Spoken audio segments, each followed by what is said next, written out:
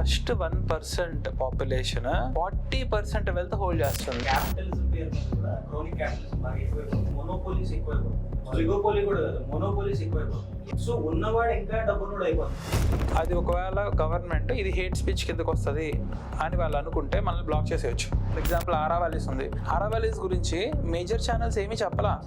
ఇప్పుడు మన అర్నబ్ గోస్వామి ఏదో ఎగురుతున్నాడు కానీ అది కూడా ప్రొటెస్ట్ అయిన తర్వాత. ఇప్పుడు మీడియా ఛానల్స్ కూడా ఎట్లా అయిపోయినాయి అంటే, ఒక మనిషి చచ్చిపోయాడంటే ఫస్ట్ వాడు ఏమాత్రం. ఒక చిన్న పాప, ఆ పాపని తీసుకెళ్లి రేప్ చేసేసారు. ఆ అమ్మాయిని నైట్ దహనం చేస్తారు. కరెక్ట్గా అసాసినేషన్ ప్లాన్ జరిగింది. తర్వాత మోదీ గారు ఎక్కడికి కూడా ఇంటర్నేషనల్ ట్రిప్స్ ప్లాన్ చేసుకుని ఇప్పుడు తిరుగుతున్నారు. కానీ your enemies enemy is your friend until you appear week అన్నారు ఆయన. పెద్ద స్పీచ్లు ఇవ్వట్లేదు మోదీ గారు. సైలెంట్. ఇప్పుడు ఇండియా ఎప్పుడు ఏం చేస్తుంది అనేది యూఎస్ కూడా తెలియదు. పాకిస్తాన్ని రేపు కొడతామా అని చెప్పి మాక్ డ్రిల్స్ ఇస్తామని మనల్ని ప్రిపేర్ చేయించి ఆడి మీద అటాక్ చేయించి, అవును, వాడు నీ చోటుకు వచ్చి నీ చోటును ఆక్రమించి నిన్నే వెళ్ళగొడతానంటుంటే నువ్వు వాడి దగ్గర మానవత్వం చూపించడం is completely foolish. Hello all, welcome to Pettagoda. మనతో ఉన్నారు Pawan Sanatani, Instagram influencer and social media creator. Hi Pawan.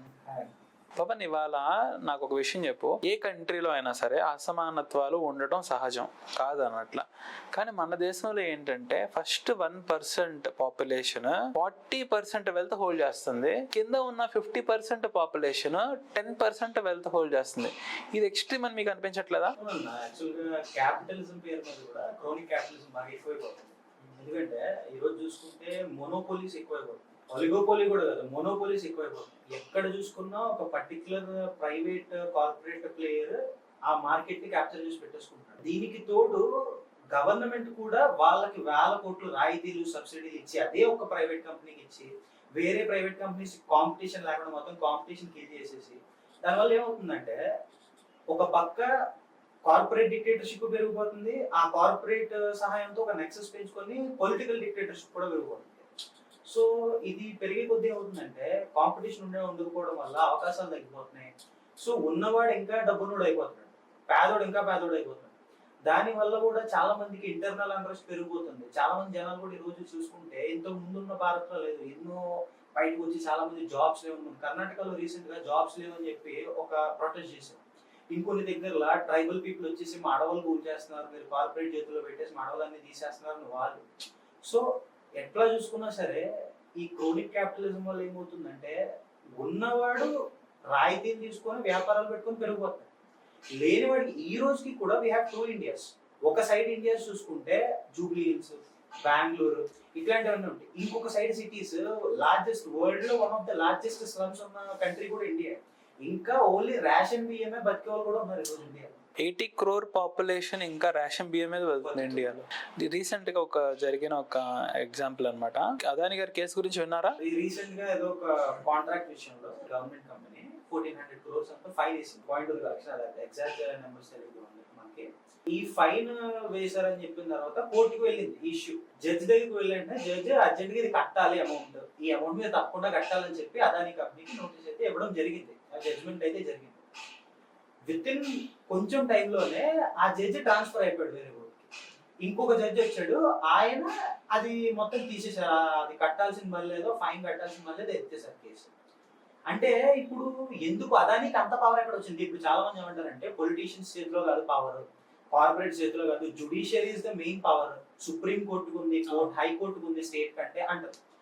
అంటే ఒక జడ్జిను కూడా ట్రాన్స్ఫర్ చేసేగల పవర్ ఒక కార్పొరేట్ చేతిలో ఉందంటే పేదవాడికి ఈ రోజు పోలీస్ స్టేషన్ కాదు, పొలిటీషియన్ కాదు, ఈ రోజు కోర్టు మెట్లే పేదవాడికి దిక్కు.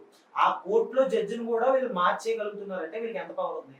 ఫర్ ఎగ్జాంపుల్ అంత అదాని వరకు వెళ్ళాల్సింది మళ్ళీ మొన్న రీసెంట్ గా ఇండిగో క్రైసిస్ చూసాం మనం. ఇండిగో కరెక్ట్ గా ఇంత వర్క్ అవర్స్ అని పెట్టుకోండి, మీరు ఐదర్ పైలట్స్ పెంచుకోండి, ఉన్న పైలట్స్ కి ఎక్కువ టైం ఇవ్వండి. ఎందుకంటే ఒక రిపోర్ట్ ప్రకారం మొత్తం ఎయిర్ క్రాషెస్ లో 20 to 23% ఎయిర్ క్రాషెస్ అని ఓన్లీ పైలట్ నిద్ర సరిపోకే అవుతాయి. దానికని డీజీసీఏ ఏం చేసిందంటే ఈ రూల్స్ అనేవి ఇచ్చింది, మిగిలినవన్నీ పాటించింది చిన్న కంపెనీస్ అన్ని. ఇండిగో ఏం చేసిందంటే మొత్తం కట్ ఆఫ్ చేసింది ఫ్లైట్స్. వాళ్ళు పైలట్స్ పెంచుకోవచ్చు. పోనీ ఇన్ కేసు ఇండిగో అనే కంపెనీ బాగా లాసెస్ లో ఉన్న కంపెనీ అనుకుంటే, లేదు వాళ్ళకి ఎనఫ్ టైం ఇవ్వలేదు అనుకుంటే, ఎప్పుడో నవంబర్లో ఇచ్చారు టైం, నవంబర్లో ఇచ్చారు. వాళ్ళు పైగా 100 కోట్లు ప్రాఫిట్ చేస్తున్న కంపెనీ, చేస్తూ కూడా ఒక 10 మంది పైలట్స్ పెట్టుకోవడానికి ఏంటి వీళ్ళకి? అంటే వాళ్ళు చేసిన బిహేవియర్ ఎట్లా ఉందంటే గవర్నమెంట్ చెప్తే ఏంటి, ఎవరు చెప్తే ఏంటి, జనాలు ఇబ్బంది పడుతున్నారు, నాకు అవసరం లేదు, గవర్నమెంట్ రూల్స్ మేము పాటించాం అంటే వెంటనే వేల ఫ్లైట్స్ వాళ్ళు క్యాన్సిల్ చేయగలిగారంటే ఎందుకు? వాళ్ళ ధైర్యం ఏంటంటే 60 to 70% మార్కెట్ వాళ్ళ ఏవియేషన్ మార్కెట్. ఇది ప్యూర్ క్రోనిక్ క్యాపిటలిజమే కదా. ఇప్పుడు గనక మనం నిజంగా అక్కడ ఇండిగో కాకపోకుండా ఇంకొక 5-6 ఆల్టర్నేటివ్స్ కానీ ఉండుంటే ఇండియాకి ఆ పరిస్థితి వచ్చేది కాదు. పాపం చాలా మంది వాళ్ళ ఓన్ వెడ్డింగ్సే మిస్ అయిపోయారు. దాని తర్వాత వాళ్ళ ముహూర్తాలన్నీ తర్వాత మార్చుకోవాల్సి వచ్చింది. పేరెంట్స్ సర్జరీస్ మిస్ అయిపోయారు. చాలా మంది ఎగ్జామినేషన్స్ మిస్ అయిపోయారు. అయితే నాకేమనిపిస్తుంది అంటే ఇప్పుడు మేబీ కమ్యూనిజంలో కూడా మనం పాటించాల్సినవి కొన్ని ఉన్నాయేమో, టూ మచ్ క్యాపిటలిజం అయిపోయింది ఇప్పుడు అని అనిపిస్తుంది. నీకేమనిపిస్తుంది? కమ్యూనిస్ట్ భావజాలం అంటే చాలా మంది ఏమంటారంటే అది అసలు డేంజరస్, సొసైటీ డేంజరస్, కమ్యూనిస్ట్ భావజాలం ఉండకూడదు, అది ఇది అంటారు. ఏదైనా సరే ఓకే, నీ వరకు అది ఒక డేంజరస్ ఐడియాలజీ నువ్వు భావిస్తున్నావు, కానీ ఎప్పుడు కూడా అది డేంజరస్ అని కొట్టిపడేస్తున్నావు తప్ప ఆ డేంజరస్ ఐడియాలజీ క్రియేట్ అవ్వడానికి ఆ సొసైటీలో దానికి తావు ఇచ్చింది ఎవరు? అదే ఆలోచించట్లేదు. ఒక సునామీ వచ్చింది, ఒక భూకంపం వచ్చింది, వచ్చేసింది అనుకో, ఆ భూకంప సునామీలు ఎవరి వల్ల వస్తున్నాయి? నేచర్ ని పాడు చేసుకున్న మనిషి వల్ల వస్తున్నాయి. So for everything, for every cause there is a reason. So ఇట్లా క్రోనిక్ క్యాపిటలిజం పెరిగిపోతున్నప్పుడు జనానికి అవకాశాలు లేక ఉన్న జనాలు ఇంకా పేదవాళ్ళు అయిపోయి ఇన్ఫ్లేషన్ పెరిగిపోయి రేట్లు పెరిగిపోతున్నాయి. ఒక పక్క వాడికి పెరిగే జీతం ఉండట్లే, జీతాలు పక్కన పెడితే ఉన్న వాళ్ళకి ఉద్యోగాలు ఉండట్లే. సో ఏం చేస్తారు? చాలా మంది బయటకు వస్తారు, ధర్నా చేస్తారు, దాడులు చేస్తారు, గవర్నమెంట్ మీదకి అగెన్స్ట్ గా వెళ్తారు. ఎందుకంటే ఆ ఇన్కమ్ ఇన్ఈక్వాలిటీ పెరిగిపోతుంది. ఇన్కమ్ ఇన్ఈక్వాలిటీ పెరిగిపోయిపోతే ఏమవుతుందంటే పెద్దోడు మొత్తం ఉన్న లీగల్ సిస్టమ్ ని గుప్పెట్లో పెట్టుకుంటాడు. యాక్చువల్లీ కొన్ని ఇయర్స్ బ్యాక్ అనమాట ఇండియాకి వాల్మార్ట్ రాబోతుంది అనమాట. గవర్నమెంట్ FDI క్లియర్ చేసింది రీటైల్ సెక్టర్ లో. అప్పుడు వాల్మార్ట్ ఇండియాకి ఎంటర్ అవబోతుంటే చాలా పెద్ద ప్రొటెస్ట్ చేశారు. ఎందుకంటే మన ఒక కమ్యూనిటీ వాళ్ళు ప్యూర్ గా ట్రేడింగ్ మీదే, అంటే కిరాణా కొట్లు ఇవన్నీ పెట్టుకుని ఉంటారు కదా, వాళ్ళకి అన్యాయం జరుగుతుంది, వాళ్ళందరూ పాపం జీవనాధారం కోల్పోతారు అనే ఉద్దేశంతో చాలా వైడ్ స్ప్రెడ్ రిజల్ట్స్ అన్ని జరిగినాయి అనమాట. అయితే నా క్వశ్చన్ ఏంటంటే, నువ్వు వాల్మార్ట్ ఆపగలిగావు, రిలయన్స్ మార్ట్ ఆపగలిగావా? ఇప్పుడు అదాని అయినా అంబానీ అయినా ఇప్పుడు సేమ్ వాళ్ళ పట్టాలే కొడుతున్నారు కదా. చిన్నకారి పరిశ్రమలు వాళ్ళ ముందు ఏం పనికి వస్తాయి? ఇప్పుడు వాళ్ళతో కంపీట్ చేయగలవా? కంపీట్ చేయ కదా. కాంపిటీషన్ కమిషన్ ఆఫ్ ఇండియా అని ఊరికనే మనం పెట్టుకున్నాం తప్ప యూజే లేదు అసలు. నాకు కమ్యూనిజం అంటే కొంచెం ఇష్టం. ఎందుకంటే ఒక వీడియో చూసాను. ఒక వీడియోలో ఒక చిన్న పిల్లోడు అయితే ఒక 2 ఏళ్ళు 3 ఏళ్ళు ఉంటాయి అనమాట. వాళ్ళ మధ్య అక్కడ కూర్చొని డప్పు కొడుతున్నారు. వీడి చేతికి కొరడా ఇస్తే కొరడా పెట్టుకుని వాడు కొట్టుకుంటున్నాడు అనమాట, ఆడుకోవడం కోసం, తిండి కోసం. వాడికి ఆ దుస్థితి ఎందుకు వచ్చింది? వాడి గురించి ఆలోచించేవాడు లేకే కదా. ఒకవేళ వాడికి కూడా తినడానికి తిండి ఇచ్చి, ఉండటానికి ఇల్లు ఇచ్చి, వాడికి చదువుకోవడానికి ఒక మంచి స్కూల్కి ఇచ్చి ఉంటే ఖచ్చితంగా మనం ఆపగలిగాం. మన దగ్గర అంత డబ్బులు లేవా? ఉన్నా సరే కేవలం ప్యూర్ గా క్యాపిటలిజం వల్లే స్పెసిఫిక్ గా వాడికి ఆ పని ఇవ్వకూడదు అని నిర్ణయించింది క్యాపిటలిజమే కదా. కమ్యూనిజం అయితే ఖచ్చితంగా వాడికి అవన్నీ దొరికాయి. కమ్యూనిజం బ్యాడ్ అంటారు, కమ్యూనిజం బ్యాడ్, ఓకే. సోషలిజం ఏంటి? అది ఎలా బ్యాడ్ అవుతుంది? సోషలిజం బ్యాడ్ అయితే రిపబ్లిక్ లో సోషలిస్ట్ సెక్యులర్ డెమోక్రటిక్ రిపబ్లిక్ ఎందుకు పెట్టారు? ఎందుకు పెడతారు? కొన్ని సోషలిజం బ్యాడ్ అయితే చైనా ఎట్లా డెవలప్ అయింది? సోషలిజం బ్యాడ్ అయితే USSR ఎట్లా డెవలప్ అయింది? అప్పుడు తర్వాత డిసింటిగ్రేట్ అయింది, బట్ ఇనిషియల్ గా ఎట్లా డెవలప్ అయింది? సో ప్యూర్ గా ఈ క్యాపిటలిజం క్రోనిక్ క్యాపిటలిజం గా ఆల్రెడీ మారిపోయింది. మారిపోవటం వల్ల ఇప్పుడు ఒక రకంగా ఇంత ఇన్ఈక్వాలిటీ వస్తుంది అని నేను అనుకుంటున్నాను. అవును, ఎగ్జాక్ట్లీ. ఎందుకంటే మీరు పిల్లోడి విషయం చెప్పారు. ఇప్పుడు ఇది క్రోనిక్ క్యాపిటలిజం లోనే ఎన్నో ప్రైవేట్ స్కూల్స్ కూడా వస్తాయి. మల్టిపుల్ గా మనకి తెలుగు స్టేట్స్ లో చూసుకుంటే ప్రైవేట్ స్కూల్స్, ప్రైవేట్ సెక్టార్ లో బిగ్ నేమ్స్ 3-4 కనిపిస్తాయి. They are the controlling every education sector అంతా వాళ్ళే కంట్రోల్ చేస్తారు. గవర్నమెంట్ స్కూల్స్ పుణ్యమా అంటూ వెళ్ళి చూస్తే గవర్నమెంట్ స్కూల్స్ టీచర్స్ సరిగ్గా చెప్తారా లేదా పక్కన అంతా పెడితే గవర్నమెంట్ స్కూల్స్ ఈ రోజు చాలా తగ్గిపోతాయి. ఇండియా వైడ్ చూసుకుంటే గవర్నమెంట్ స్కూల్స్ చాలా తగ్గిపోతాయి. ఇప్పుడు అదే పిల్లోడికి పోనీ ఆ పిల్లోడు ఏపీలో పిల్లోడు కాదు, వాళ్ళ నార్త్ పిల్లలు అనుకుంటుంది. నార్త్ లో చూసుకుంటే ఈ రోజు ఎన్నో స్కూల్స్ మర్జ్ చేసేస్తారు. మర్జ్ అంటే కలిపేస్తున్నారు. ఇప్పుడు ఇండియాలో చిల్డ్రన్ రేషియోతో కంపేర్ చేస్తూ స్కూల్తో కంపేర్ చేస్తే నువ్వు ఆ స్కూల్స్ మర్జ్ చేయాల్సిన పనిలే. ఎందుకు? క్వాలిటీ ఆఫ్ ఎడ్యుకేషన్ లేకే కదా మర్జ్ చేస్తున్నారు. ప్రైవేట్ స్కూల్స్ పెరిగిపోవడం వల్లే కదా. నేనేమంటానంటే క్రోనిక్ క్యాపిటలిజం వల్ల ఇప్పుడు అదే పిల్లలోడికి మంచి గవర్నమెంట్ స్కూల్ ఉంది, రేషన్ మీద తినేసి బతకచ్చు, ఇబ్బంది లేదు, తినడానికి తిండి తింటారు. కానీ ఇప్పుడు అదే పిల్లలకి government school, government medical college, government hospital, ఇవన్నీ వసతులు, వెల్ఫేర్ అనేది ఉంటే క్యాపిటలిజం తగ్గి వాడు అదే దాంట్లో చదువుకొని వాడు ఇంకొక మంచి ప్రయోజకుడు అవుతాడు. కానీ అది లేక వాడు గవర్నమెంట్ స్కూల్ లేదు చదువుకోవడానికి, ప్రైవేట్ స్కూల్ పెట్టలేడు, రేపు ఉద్యోగం ఏం చేస్తాడు? వాడు కూడా వాళ్ళ వృత్తి పట్టడం, డబ్బు కొట్టుకుంటూ ఇది చేసుకుంటూ ఒళ్ళు కాల్చుకుంటూ ఒళ్ళు మార్చుకుంటూ తిరుగుతాడు. సో ఈ రోజుకి కూడా అంటే 21st సెంచరీలో ఉంటూ అది కూడా ఏఐ జనరేషన్ లో ఉంటూ కూడా చిన్న పిల్లలు ఈ జనరేషన్ జెన్జీ కిడ్స్ బయట ఆ విధంగా అన్నంకి తిండికి తిప్పలేక ఏమీ లేక అట్లా తిరుగుతున్నారంటే క్రోనిక్ క్యాపిటలిజం ఇంకా వర్స్ చేసేస్తుంది ఇండియా. ఇంకా మనం ముందుకెళ్ళడం పక్కన పెడితే బ్యాక్వర్డ్ వెళ్తాం. నేను రీసెంట్గా ఇన్స్టాగ్రామ్లో ఒక వీడియో చూశాను అనమాట.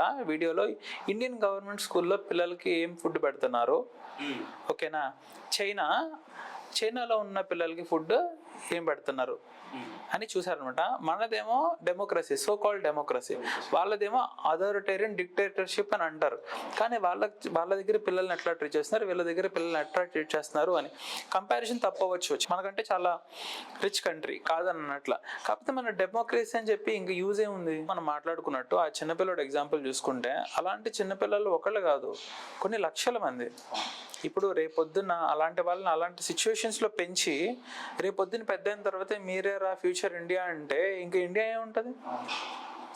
ఎంత ఇదే కాదు, ఇప్పుడు ఈ క్రోనిక్ క్యాపిటలిజం ఏ రేంజ్కి వెళ్ళిందంటే ఆరావలీస్ ఇండియాలో ఓల్డెస్ట్ మౌంటైన్ రేంజ్, అది హిమాలయ కంటే ఓల్డ్ అది ఆరావలీస్. అయితే కోర్టు తీర్పిచ్చింది మైనింగ్ చేసుకోవచ్చు అక్కడ అని.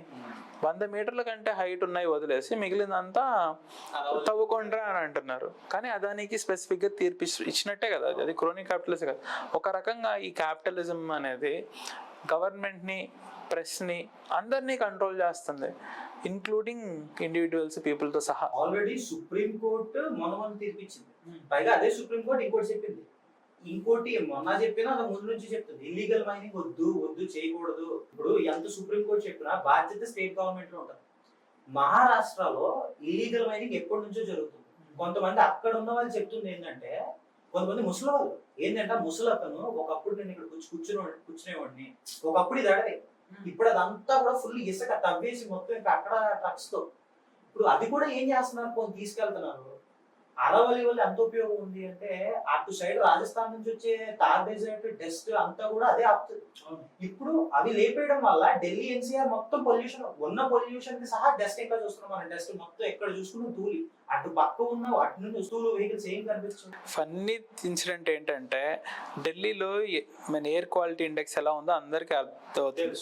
జనాలు మొత్తుకుని చెప్తున్నారు, బాబు ఇలాంటి పరిస్థితుల్లో మేము బతకలేము అని. రీసెంట్గా ఒక వీడియోలో చూశాను, పాపం హైవేలో వెళ్తూ వాళ్ళ స్కూటర్ మీద వెళ్తుంది అనమాట ఒక కపుల్. సడన్ గా ఆయనకి ఊపిరాడక సైడ్ పెట్టేసి అలా కొలాప్స్ అయిపోయాడు ఎయిర్ క్వాలిటీ ఇండెక్స్ వల్ల. ఒక చిన్న పిల్లలకి ఆపరేషన్ చేయాల్సి వస్తుంది ఎయిర్ క్వాలిటీ ఇండెక్స్ వల్ల. అయితే గవర్నమెంట్ ఏం చేసింది అనుకుంటున్నాం, ఎయిర్ క్వాలిటీ ఇండెక్స్ కి హెల్త్ కి సంబంధం లేదని చెప్పి డిక్లేర్ చేసేసి, ఇంటర్నేషనల్ లెవెల్లో ఉన్న ఎయిర్ క్వాలిటీ ఇండెక్స్ కరెక్ట్ కాదు, మనం ఓన్గా ఎయిర్ క్వాలిటీ ఇండెక్స్ ప్రిపేర్ చేసుకుందాం అని చెప్పి లా పాస్ చేసింది ఢిల్లీ గవర్నమెంట్. ఇంతకంటే నీచం ఏమైనా ఉంటుందా? ఆ ఏక్యూఐ మీటర్స్ దగ్గర కూడా వాటర్ స్ప్రింకిల్ చేస్తున్నారు, డేటా ట్యాంపర్ చేయడానికి వాటర్ స్ప్రింకిల్ చేస్తున్నారు. పైగా ఏం చేస్తారు చూసా, యమునా దగ్గర ఏం చేస్తారంటే, ఇప్పుడు నువ్వు పెట్టే ఖర్చు ఏంటి, జనాలు అక్కడ కెమికల్స్ మొత్తం బోట్లో కెమికల్స్ చల్లేస్తున్నారు. అదేమవుతుందంటే 1-2 days నదులు క్లియర్ గా కనిపిస్తున్నాయి. ఆ 1-2 days లో వీడియోస్ రికార్డ్ చేసుకొని ఇంటర్నెట్ లో అప్లోడ్ చేసేస్తాం. బయట ఇప్పుడు ఢిల్లీలో తిరిగే వాళ్ళకి తప్ప మిగిలిన ఇండియా అంతా చూసే టెలివిజన్ లో అది 2 రోజులు టెలికాస్ట్ లో కనిపించేస్తుంది. 3వ రోజు మొత్తం నొరగ ఉంటుంది చూసారా, మొత్తం నది అంతా నొరగ పైకి వస్తుంది. ఎందుకంటే అది కంప్లీట్ గా లోపల ఉన్న డస్ట్ అంతా డిస్పోజ్ అవ్వదు, జస్ట్ పైన టెంకరింగ్ మాత్రమే. అది 2 రోజులు మాత్రం టెంపరీ సొల్యూషన్. ఇప్పుడు ఆ టెంపరీ సొల్యూషన్ చేశారు, ఓకే, ఆ టెంపరీ సొల్యూషన్ ఖర్చు ఎవరు జనాల డబ్బే కదా, ఆ డబ్బు ఏదో పర్మనెంట్ గా ఖర్చు పెట్టండి. 5 సంవత్సరాల టైం ఉందిగా, ఈ సంవత్సరం లోపే మీరు టెంపరీగా చేసి జనాలు చూపించేసి ఎందుకు అంత జనాల మైండ్ ఎందుకు మ్యానిపులేట్ చేయాలి? ఏక్యూఐ మీటర్స్ మీద ఇది చేస్తున్నారు, కానీ ఆ మెషిన్స్ వరకు మీరు ఇచ్చేయగలరు, కానీ రియాలిటీలో అయితే మార్చలేకపోతున్నారు కదా. అది అసలు అది అర్థం కావట్లేదు, ఇది చేయట్లేదు. పైగా ఒక పక్క ఇప్పుడు అరవలీస్ పోయినాయి అంటే, అరవలీస్ లో కూడా అన్న అక్కడ ప్లస్ పాయింట్ ఏంటంటే వాటర్ రీఛార్జ్ సిస్టమ్ అని ఉంటుంది దానికి. అంటే అక్కడ ఉన్న సాయిల్ ఎంత మంచిది అంటే వాటర్ లోపల ఇంకిపోతాయి, ఆ వాటర్ గ్రౌండ్ వాటర్ లెవెల్స్ దాని వల్ల పెరుగుతాయి. అరవల్లి సాయిల్ అంత మంచిది, వెజిటేషన్ కూడా మంచిది. మెయిన్ గా ఢిల్లీ ఎన్సీఆర్ వాటర్ స్కార్సిటీ ఉన్న ఏరియాలో ప్లస్ పాయింట్. ఇప్పుడు దాన్ని కూడా లేపేస్తే ఉన్న వాటర్ స్కార్సిటీ ఇంకా పెరుగుతుంది. సో అంటే ఇప్పుడు ఏ గవర్నమెంట్ అన్నా వాళ్ళు పదవిలో ఉండడానికి ఇచ్చేస్తారు. మీరు పదవిలో ఉండేది జనం వల్ల కదా, ఆ జనాన్ని కూడా ఇబ్బంది పెట్టేసి కార్పొరేట్స్ ఇంకా డెవలప్ అవుతున్నారని చూసి జనాలు ఇబ్బంది పడ్డం కూడా చూసి వాళ్ళు ఇంకా ఇది చేస్తున్నారంటే వాళ్ళకి ఎందుకు ఎక్కడి నుంచి వస్తుంది ధైర్యం అర్థం కావట్లేదు. వీళ్ళకి ధైర్యం ఎక్కడి నుంచి వస్తుందో చెప్పనా, మనం అందరం విడిపోయాం, కులాల్లాగా రిలీజియన్స్ లాగా ఎలా అయితే విడిపోయామో లెఫ్ట్ రైట్ అని విడిపోయాం, లెఫ్ట్ వింగ్ రైట్ వింగ్ కింద విడిపోయాం. ఇప్పుడు లెఫ్ట్ వింగ్ వాడికి రైట్ వింగ్ తరపు నుంచి ఏం అన్యాయాలు జరిగినా సరే, అంటే ఇప్పుడు ఫర్ ఎగ్జాంపుల్ రీసెంట్ గా బంగ్లాదేశ్ లో ఒక హిందూని కాల్ చేశారు, ఓకేనా, లెఫ్ట్ వింగ్ వాళ్ళకి కనబడదు, కాస్ట్ ఇష్యూస్ మాత్రమే కనబడతాయి వీళ్ళకి, అవునా. ఇప్పుడు రైట్ వింగ్ వాళ్ళు ఉన్నారు అనుకో, ఇప్పుడు ఫర్ ఎగ్జాంపుల్ దళితుల మీద జరుగుతున్న అన్యాయాలు ఇలా కనబడవు, ఓకేనా. అలాగే ఇక్కడ క్రోనీ క్యాపిటలిజం ఉందనుకో, ఈ రేటింగ్ వాళ్ళకి కనబడదు, ఓకేనా. ఆకలితో చాలా మంది చనిపోతున్నారు అనుకో, ఇది రైట్ వింగ్ వాళ్ళకి కనబడదు, ఓకేనా. ఒక వింగ్స్ లో తయారైపోయి ఎక్స్ట్రీమ్ అయిపోయారు. వీళ్ళు రైట్ వింగ్ లెఫ్ట్ వింగ్ కాదు, extreme right wing extreme left wing అనే చెప్పాలి. చాలా మందికి హిందుత్వవాదం అంటే చాలా ఇష్టం ఉంటుంది, దానిలో చాలా మంది ఆదివాసులు ఉంటారు, దళితులు కూడా ఉంటారు, కానీ వాళ్ళకి కుల వ్యవస్థ అంటే ఇష్టం ఉండదు, ఓకేనా. అంటే కానీ వాడు లెఫ్ట్ వింగ్ ఎందుకు సపోర్ట్ చేయడంటే వాళ్ళ చుట్టుపక్కల ఉన్న వాళ్ళందరూ రైట్ వింగ్ కాబట్టి ఏంటో నువ్వు వాళ్ళని సపోర్ట్ చేస్తున్నావు అని అంటారని వాళ్ళని సపోర్ట్ చేయడం. ఈ లెఫ్ట్ వింగ్ ఉన్న వాళ్ళు కూడా హార్డ్ కోర్ హిందూస్ ఉంటారు, ఎందుకంటే వాళ్ళ ధర్మం మీద వాళ్ళకున్న నమ్మకం, వాళ్ళకున్న అభిమానం, అది దానిలో తప్పే ఉంది. కాకపోతే వాళ్ళకి కుల వ్యవస్థ కానీ లేకపోతే గవర్నమెంట్ మీద చేస్తున్న పాలసీస్ కానీ నచ్చవు. కానీ వీళ్ళు ఖచ్చితంగా రైట్ వింగ్ అని సపోర్ట్ చేసి ఏది కామెంట్స్ పాస్ చేయలేరు.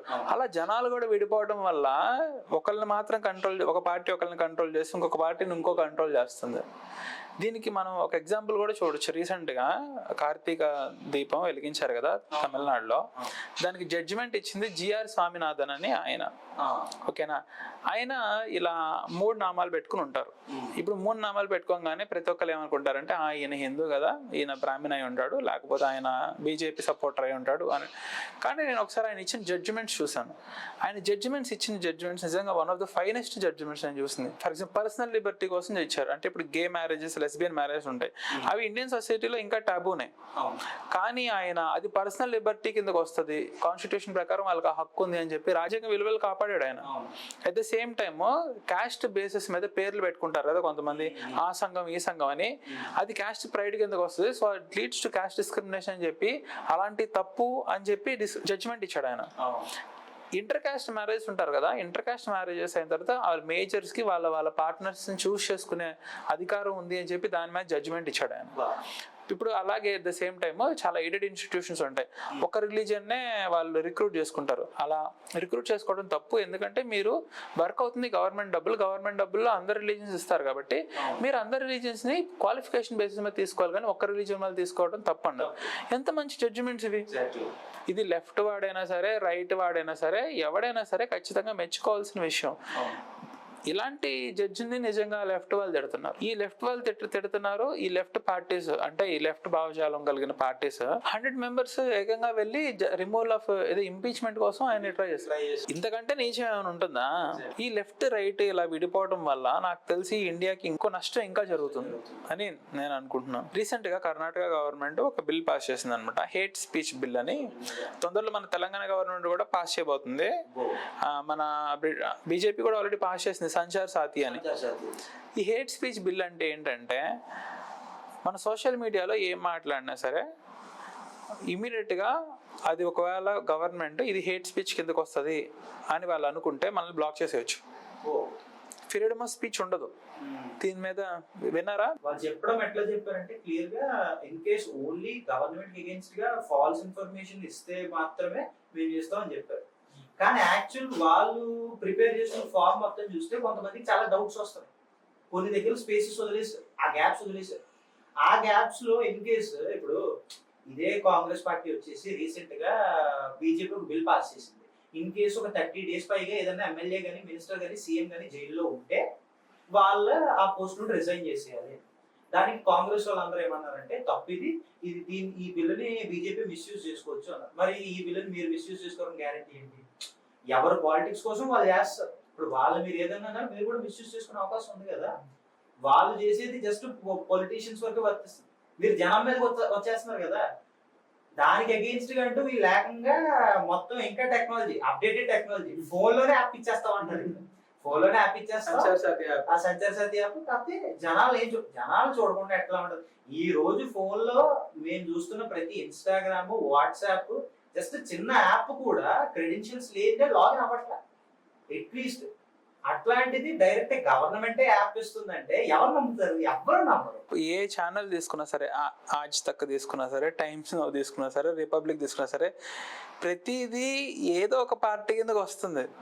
మనం ఓపెన్ గా డిస్కస్ చేసుకోగలిగింది ఒక సోషల్ మీడియాలోనే. ఎగ్జాక్ట్లీ. ఈ సోషల్ మీడియాను కూడా కంట్రోల్ చేస్తే ఇంకా ఫ్రీడమ్ ఆఫ్ స్పీచ్ ఏముంటది, ఇంకా డెమోక్రసీ ఏముంటది? మనం ఏదైనా సరే ఓపెన్ గా డిస్కస్ చేసుకో. ఇప్పుడు ఫర్ ఎగ్జాంపుల్ ఆరావాలీస్ ఉంది. ఆరావాలీస్ గురించి మేజర్ ఛానల్స్ ఏమీ చెప్పలా. ఇప్పుడు మన అర్నబ్ గోస్వామి ఏదో ఎగురుతున్నాడు కానీ అది కూడా ప్రొటెస్ట్ అయిన తర్వాత. దానికి ముందు ఏ ఛానల్ చెప్పలా. సోషల్ మీడియా వల్లే అందరికీ తెలిసింది ఆరావాలీస్ ని ఇప్పుడు తొందరలో వాళ్ళు మైన్ చేయబోతున్నారు అని. ఒక సోషల్ మీడియా లేకుండా ఉండుంటే ఆరావల్లిలో ఇప్పుడు మైనింగ్ జరుగుతూ ఉండుండేది. ఎవరికి తెలిసేది కూడా కాదు. పైగా ఇంకా ఈ సోషల్ మీడియాలో స్ప్రెడ్ అయిన తర్వాత 100కు పైగా ట్రాక్టర్స్ వేసుకుని వెళ్ళి ఫార్మర్స్ చాలా మంది ప్రొటెస్ట్ కూడా మొదలు పెట్టారు. అంటే ఇప్పుడు మీడియా ఛానల్స్ కూడా ఎట్లా అయిపోయినాయి అంటే, ఒక మనిషి చచ్చిపోయాడంటే ఫస్ట్ వాడు ఏ మతం, వాడిని చంపింది ఏ మతమోడు, ఒక అమ్మాయి చచ్చిపోయిందంటే వాడిని చంపింది ఏ మతమోడు, వాడు ఏ కులమోడు. అంటే ఇప్పుడు ఇన్ కేసు మా మతానికి సంబంధించినోడు అంటే మా పార్టీ సిద్ధాంతాలు ఉంటాయి కాబట్టి దాన్ని బట్టి మనం న్యూస్ రుద్దేయచ్చు. మా మతం వాళ్ళు, మా కులం వాళ్ళు మాకు టీఆర్పీ పెంచేస్తారు. ప్రతి న్యూస్ ఛానల్ అంతే, ఎవ్రీ న్యూస్ ఛానల్ చాలా వరకు అంతే. ఆ న్యూస్ ఛానల్స్ అన్ని ఎవరి కిందకు వస్తాయంటే కొంతమంది బడా బాబులు, బడా బిజినెస్ మ్యాన్ కింద వస్తాయి అన్నమాట. న్యూస్ రిపోర్టర్స్ అందరినీ పక్కన పెట్టాను. ఈ రోజు ఓన్లీ ఇన్స్టాగ్రామ్ ఇన్ఫ్లుయెన్సర్, అది కూడా మనల్ని యూత్ మాత్రమే మాట్లాడుతున్నారు. అది కూడా ఎంతో తక్కువ మంది మాట్లాడటానికి కూడా చాలా భయపడుతున్నారు. పైగా ఆ సోషల్ మీడియాలో కూడా ఈ రోజు లెఫ్ట్ వింగ్ రైట్ వింగ్ అని కొట్టుకుంటున్నారు. అది కూడా పెరిగిపోయింది. కానీ అట్లీస్ట్ ఎంతో మంది, కొంతమంది నమ్మగలిగే కొంతమంది ఉన్నారు, న్యూస్ ఇన్ఫర్మేషన్ ఇచ్చారు చాలా మంది. న్యూస్ ఛానల్స్ మరి విడ్డూరం ఏంటంటే జరగట్లేదు, అయిపోయింది, చాలా బాగా ఉంది అంటే జరుగుతుంది ఒకటంటే వాళ్ళు చెప్పేది ఒకటి, నమ్మలేకపోతున్నాం. మనం రీసెంట్ గా పహల్గామ్ లో ఇన్సిడెంట్ జరిగింది. అక్కడ దానికి మనం వెళ్ళి రిటాలియేషన్ చేస్తాం. ఇంకా రిటాలియేషన్ చేసింది ఈ రోజు రాత్రి అయితే మార్నింగ్ ఎంతమంది చచ్చిపోయారు, టెర్రరిస్టులు అందరూ చచ్చిపోయారు. మొత్తం పాకిస్తాన్ ఇండియా ఈ రోజు ఆక్రమించేసింది. చెప్తున్నా ఫేక్ న్యూస్ అంటే ఆ విషయంలోనే వీళ్ళంత ఫేక్ న్యూస్ ఇస్తుంటే రోజుకి మనకి ఎన్ని న్యూస్లు మనకు తెలియట్లేదు. అంటే ఓన్లీ టీఆర్పీ కోసం. ఈ రోజు ఉన్న న్యూస్ ఛానల్స్ అన్ని కూడా ప్రొడక్టివ్ ఏదైనా మాట్లాడుతున్నాయంటే ఈ సెలబ్రిటీస్ విడిపోయారు, వాళ్ళు డైవర్స్ తీసుకున్నారు, వాళ్ళు వీళ్ళు అసలు యూజ్లెస్ గా ఉన్న వాళ్ళందరినీ తీసుకొచ్చి ఇంటర్వ్యూ చేస్తారు, వాళ్ళతో మాట్లాడితే వీళ్ళతో మాట్లాడతారు. అంటే లైవ్ లైట్ ఉన్న దగ్గర, టీఆర్పీ వస్తున్న దగ్గర మాత్రమే ఇది. ఇప్పుడు జనాలకు ఉన్నది ఓన్లీ సోషల్ మీడియా నా వరకు. ఆ సోషల్ మీడియాను కూడా మీరు కంట్రోల్ చేసేద్దామని చూస్తే ఇప్పుడు బీజేపీ కాంగ్రెస్ అని కాదు, ఎవరు వచ్చినా end of the day they have them set of political ideology. నువ్వు చెప్తుంటే ఒకటి గుర్తొచ్చింది అనమాట. ఉత్తరప్రదేశ్ లో కతువా రేప్ కేసు అని ఒకటి జరిగింది అనమాట. ఒక చిన్న పాప, ఆ పాపని తీసుకెళ్లి రేప్ చేసేసారు. చేసేస్తే చేసిన అమ్మాయి దళిత్, ఆ చేసిన వాళ్ళు జనరల్ కాస్ట్ కి సంబంధించిన వాళ్ళంట. అయితే దాని గురించి పెద్ద దుమారం లెగిస్తే ఆ అమ్మాయిని వాళ్ళ పేరెంట్స్ కూడా తెలియకోకుండా, మీడియా ఎవరిని రానివ్వకోకుండా ఆ అమ్మాయిని నైట్ దహనం చేస్తారు. ఇది చాలా తప్పు కదా. దీని మీద కనీసం ట్రయల్ కూడా జరగలేదు, ఏంటిది అని అందరూ మాట్లాడటం మొదలు పెడితే ఒక వ్యక్తి, జనరల్ కాస్ట్ సంఘానికి సంబంధించిన వ్యక్తి అయితే అయ్యింది, ఇప్పుడు దాని గురించి మమ్మల్ని అందరినీ మీరు బ్యాష్ చేస్తారా, అంత మాట్లాడే మునగాళ్ళు అయ్యారా అని చెప్పి ఓపెన్ గా స్టేట్మెంట్స్ ఇవ్వడం మొదలు పెట్టాడు. అతన్ని ఆజ్ తక్ తీసుకొచ్చి ఇంటర్వ్యూ చేసింది, ఇండియా తొందరలో ఎలా ఉండాలి అని. ఇప్పుడు లెఫ్ట్ వింగ్ అయినా రైట్ వింగ్ అయినా సరే, బుద్ధున్నాడు ఎవడైనా సరే దీన్ని ఖండించాలి కదా, ఖండించట్లా.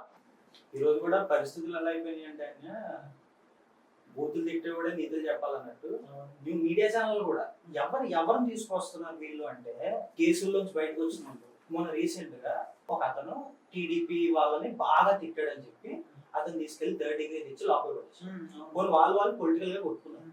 ఇప్పుడు అతని వల్ల ఏదైనా పెద్ద ఎడ్యుకేటెడ్ అతని వల్ల ఏదైనా మనకి ఇండియాకి ఉపయోగపడి, ఇప్పుడు ఎవరన్నా ఒక lawyer, X-lawyer, X-IAS officer, IPS officer ఇంతమంది ఉన్నారు.